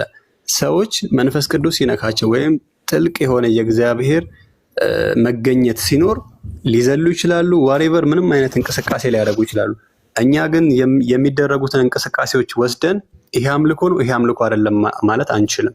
ልክ ሚልኮል ያደረገችውን ነው የምናደርገው። እንደዛ ካልን ከእግዚአብሔር ጋር እንጣላለን ማለት ነው። ስለዚህ ዳዊት እርቃኑን ኦፍኮርስ እሱ ጋር ያዘውና እኛ መወሰን አንችልም ብለሃል። አሁን ግድም ገና ስትገባ ቶፒኩ የተጀመረው ለሰዎች በመስገድ ላይ ነበረ ካስታወስክና፣ አሁን እነዚህ ሰዎች ሲዘሉ ምናምን ውስጣቸውን የሚያውቀው እግዚአብሔር ነው አልክ። በእኛ አሁን ደግሞ ቤተክርስቲያን ዋናው ያ ማን ነው በለጠ የሚባል ወንድምህ ገብቶ ምንድነው ያለው? ለሰዎች ትሰግዳላችሁ ነው ያለው። አሁን እኔ ደግሞ በቤተክርስቲያን ትምህርት ስግደት ለአምላክ የአምልኮ የምትሰግደው ስግደት አለ፣ ለቅዱሳን ደግሞ የምትሰግደው ስግደት አለ፣ የጸጋ ስግደት ይባላል። እንደገና ደግሞ ሰዎችን ጎንበስ ብለክ ካንተ በእድሜ የሚበልጡን ሰዎች እንትን ምትልበት አለ ማለት ነው። ሶስት አይነት ስግደት እና አሁን በዚህ መሰረት ይልኝና ለምሳሌ አብርሃም ተነሳ ለምድሩ አሕዛብም ለኬጤ ልጆች ሰገደ ይላል። አሁን ይሄን አብርሃም ለምን እንደሰገደ የሚያውቀው አብርሃም ነው አይደለ? አሁን አንተ ደብል ስታንዳርድ እንትን ማትል ከሆነ ንጉስ እነዚህ አሁን እናንተ ቤተክርስቲያን የሚዘለለው ዝላይ እግዚአብሔር ነው የሚያውቀው ዝላያቸውን አልከኝ። አብርሃም የሰገደውን ስግደት የአምልኮ ስግደት ልትለው ትችላለህ? ወይም ደግሞ አሁን እኛ ቤተክርስቲያን አሁን የነገርኩህ ስግደት ለቅዱሳን የምንሰጠውን ስግደት ኦርቶዶክሳውያን ለቅዱሳን የአምልኮ ስግደት ይሰግዳሉ የሚለውን ለቅዱሳን እንሰግዳለን የአክብሮት ስግደት የምንለውን አንተ ተነስተክ የአምልኮ ስግደት ነው የሰገዳችሁት ልትለን ትችላለህ ወይ ነው ማለት አሁን ባወራ ነው ኮንቴክስት መሰረት። ኦኬ እሱን እናንተ ስትነግሩን ነው የምናውቀው። የአምልኮ ስግደት ነው ግን ከሳሾች እኮ ናችሁ እናንተ ለቅዱሳን ትሰግዳላችሁ የሚሰገደው። አሁን አንተ ገና ስትገባ ስግደት ለእግዚአብሔር ብቻ ነው መጽሐፍ ቅዱስ የሚለው ብለህ ነበር። ይኸው አብርሃም ለኬጤ ልጆች አንድ ጥቅስ ነው የጠቀስኩልህ። በጣም ብዙ ለቅዱሳን ለመላእክት የተሰገዱ ስግደቶች አሉ። ግን አንተ ከእግዚአብሔር ውጪ መሰገድ የለበትም ብለህ ነው የገባኸው የነበረው። አዎ ማለት ሰዎች ያደረጉትን ነገር ወስደን ብሉይ ኪዳን ላይ ጠቅሰን ይሄ ስለሆነ ይሄ ልክ ነው ማለት አንችልም። የተደረጉ እያንዳንዱን ነገሮች ካነሳን ለምሳሌ አንዳንድ ክፍሎችን ልጠቅስልህ እችላለሁ። ሰዎች ያደረጓቸው ግን ልክ ያልሆኑ ነገሮች አብዛኛውን ጊዜ ብሉይ ኪዳን የአዲስ ኪዳን ጥላ ነው። አብዛኛው ብሉይ ኪዳን ላይ የተጻፉ ነገሮች አሁን ሰዎች ያደረጉት ነገር ልክ ያልሆነውን ሳይሆን የፈለግነው አሁን ስግደት ነው ያወራነው። ስግደት ለመላእክት የተሰገደ አለ፣ ለእግዚአብሔር የተሰገደ አለ፣ ለሰዎች የተሰገደ አለ። ይሄን ስናይ እኛ ለቅዱሳን መስገዳችን መጽሐፍ ቅዱሳዊ አይደለም ወይ ነው የኔ ጥያቄ። አንተ ቀደም የናንተ የቤተክርስቲያናችሁን ዝላይ አይ ይሄ እግዚአብሔር ነው እኛ ይሄንን ገምጋሚ አይደለንም ብለኛል አይደል? አንድ ነገር ልጨምርልህ መጽሐፍ ቅዱሳችን አሁን ሰዓትም ስለሌላ ልዘጋ ስለሆነ እሱ ጋር ብቻ ነው ጌታ አምላክ ጌታ አምላክ ኧረ በእናትህ ቆይ ስማኛ እንዴ እኔ መስማት አልፈልግም። ቆይ አንዴ አቶ ተሜ በቃ ሚውት ያርጉና ከንጉስ ዳዊት ጋር ጨርስ። ቶሎ ማጠቃለያ ያርጉ። እሺ ልትዘጋ ነው። ይሄንን መመለስ ከቻልክ አንተ የናንተን ቤተክርስቲያን ቪዲዮ ሲታይ አይ ይሄማ ልክ ናቸው እግዚአብሔር ነው የነዚህን ሰዎች እንትን የሚያውቀው እንዳልከው ሁሉ ይሄ አብርሃም የሰገደውን ስግደት እኛ ቤተክርስቲያን ለቅዱሳን የምንሰጠውን የአክብሮ ስግደት በምን ክራይቴሪያ ውድቅ አድርገህ የነዚህ ሰዎች ልክ ሆኑ ነው የምልህ። እኔ አሁን መጽሐፍ ቅዱሳዊ እንዴት ላይሆን ቻለ? እሺ እኔ አሁን ልክ ናቸው ልክ አይደሉም ማለትም አልችልም። እኔ እኮ እሱን ስለ የነበረው ምናልባት ሚስተር ብዬ ከሰማኸኝ ሰዎች በእግዚአብሔር ፊት ዘለሉም አሸበሸቡም እሱን ተቀብያለሁ። እሱን ተቀበልኩ። ቆይ ልመጣልህ አንተ የምትለውን አልከኝ። እሱን ግን ወደኛ ስትመጣ ደግሞ ልክ አይደሉ ማረከው። ለምን እንደዛ አልክ ነው የምልህ። አዎ ስግደት ልክ ለጌታ ለአምላክ ስገድ እርሱንም ብቻ አምልክ ይላል። ሰዎች ለሰዎች ሰግደዋል ብሎ ኪዳን ላይ ሌላም ለነገስታት ሰግደዋል። ብዙ ነገር አለ። እነሱ የሰገዱት ስግደት የክብር ስግደት ነው የአምልኮ ስግደት ነው የሚለውን ሰዎቹ ነው የሚያውቁት። አንተ እንዳልከው ሰዎቹ ነው የሚያውቁት። አንተ ዛሬ የምትሰግደው ስግደት ከምን ተነስተ እንደምትሰግድ አንተ ነው የምታውቀው።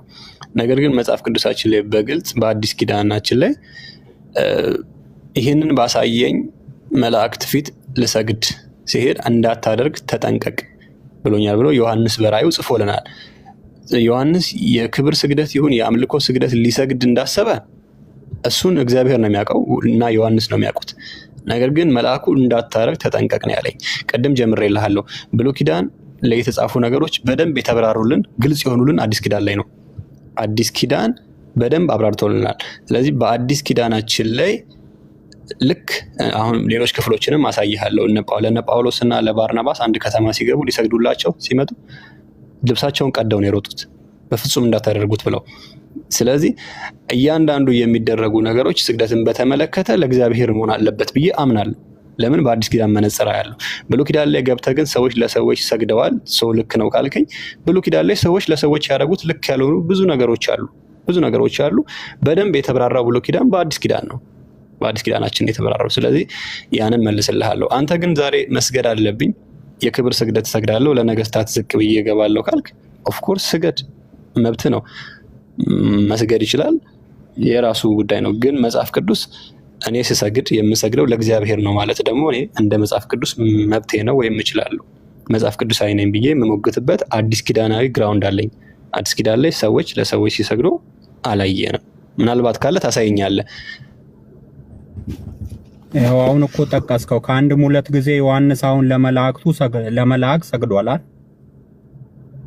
አንድም ሁለት እዛው ቦታ ላይ የመጀመሪያው 21 ቁጥር ላይ እንዳታረገው ተጠንቀቀው። አሁን እኔ ባጭሩ ምንድነው መሰለ